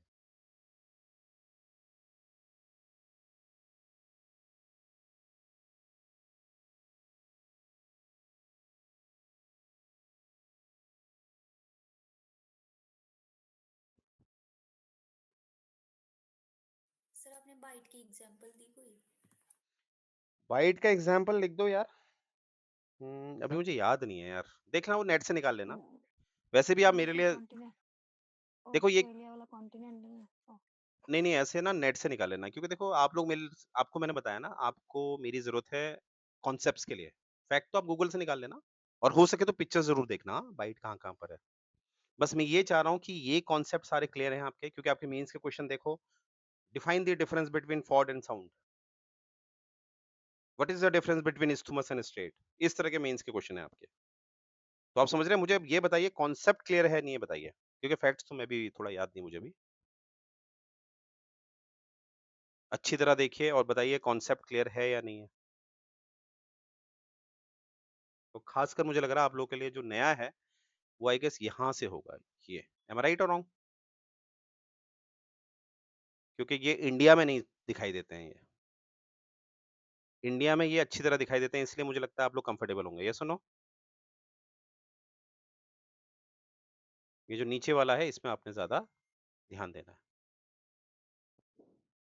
तो एक बार मुझे बता जरूर दीजिएगा हो गया है करके।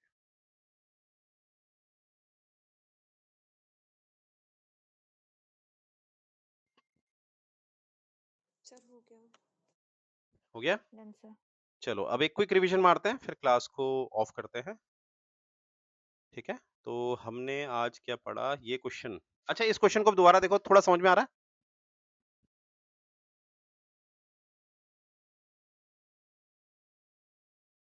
यानी कि क्या मैं कह सकता हूँ, ये क्वेश्चन में ये जो अबिसल प्लेन होते हैं ये तो डेप्थ में होते हैं, सबसे लास्ट में ये आता है, तो दोनों में से एक आंसर है, ए और डी में से। यस और नो?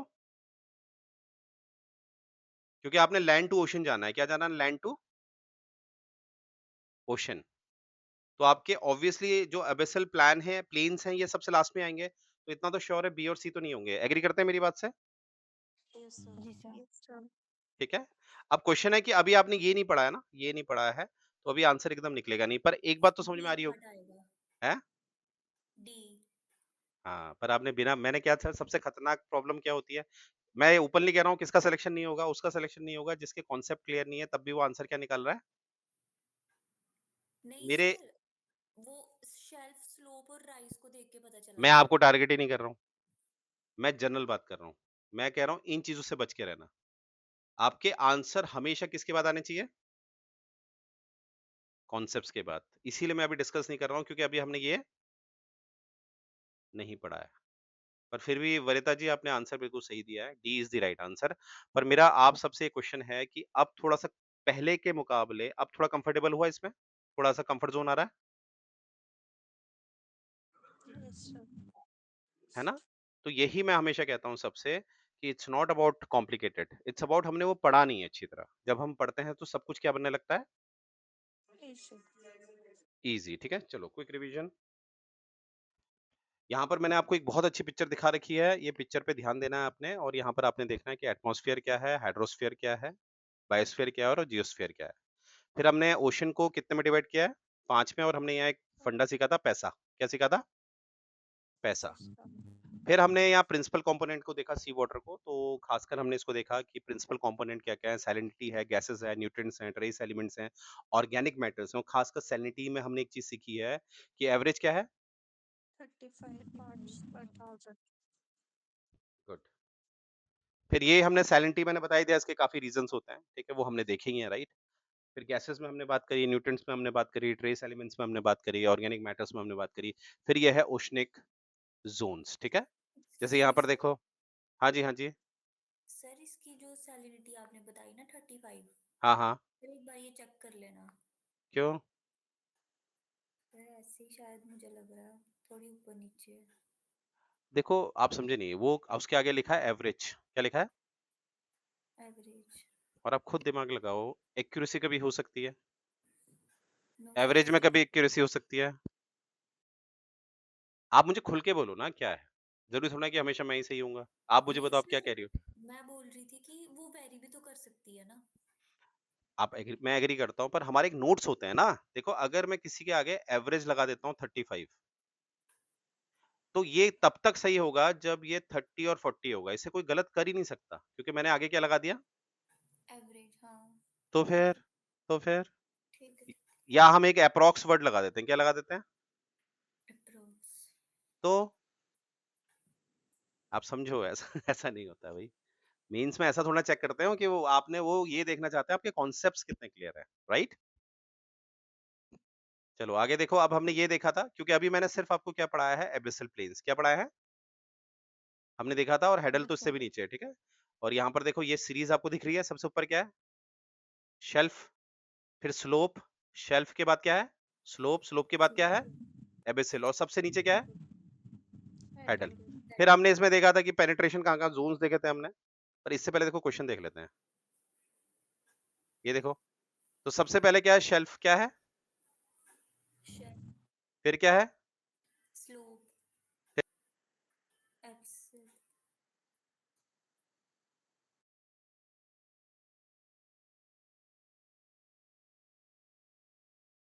Yes sir.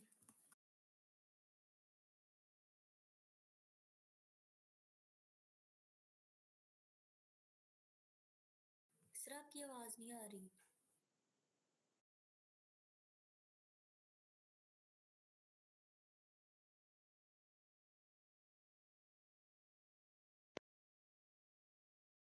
आवाज आ रही है? Hello hello hello hello. Yes sir. ठीक है, तो मैंने आपसे क्या बोला, मुझे ये एटीट्यूड चाहिए आप लोगों से कि आपका हेडल भी आपको पता होना चाहिए। ये एटीट्यूड चाहिए मुझे जब आप प्री में बैठेंगे। तो यहाँ पर अब मुझे उम्मीद है ये क्वेश्चन आप लोगों के लिए इजी बन चुका है, यस और नो? क्योंकि इसमें सिंपल सा क्या पूछा है इन्होंने, सीक्वेंस। मैंने कहा ना यूपीएससी का फेवरेट क्वेश्चन होता है क्रोनोलॉजी और सीक्वेंस। तो एक बार मुझे प्लीज बता दीजिए, सब लोग कंफर्टेबल है इस क्वेश्चन में? Yes sir. चलो, और हमने क्या पढ़ा फिर? इस तरह से हमने जोन्स पढ़े सारे के सारे, ये वो। जैसे हमने इस जोन में देखो, क्या मैं कह सकता हूँ जो पेनिट्रेशन है वो सिर्फ यहीं तक होता है as per our theory. Yes sir. Yes sir. तो यहाँ कोई पेनिट्रेशन नहीं है, ठीक है। और वैसे भी ये वाली जो जोन है, नीचे वाली दो जोन है, यहाँ अभी भी क्या चल रहा है? एक्सप्लोरेशन। और आपसे मैंने कहा था आप लोगों के लिए होमवर्क है, ग्रुप में आप डालेंगे जब भी समय मिलेगा, कि हमारी पनडुब्बी सबमरीन्स कहाँ तक जाती है मैक्सिमम, ठीक है। फिर ये हमने पढ़े सारे के सारे, फिर हमने ये पढ़े सारे के सारे फीचर्स, ठीक है, क्या होता है। तो क्या मैं कह सकता हूँ, स्टेट और स्थूमस कहीं ना कहीं एंटोनिम्स हैं, जी सर। ठीक है। और हमने ये भी देखा किस तरह से फॉर्ट, साउंड और बाइट मैच करते हैं। फॉर्ट, साउंड और बाइट मैच करते हैं, ठीक है। अब हम पढ़ेंगे कल वाली क्लास में ओशनिक लैंड फॉर्म्स। क्या पढ़ेंगे? Oceanic land forms. तो कोई क्वेश्चन किसी का? एंड कर सकते हैं?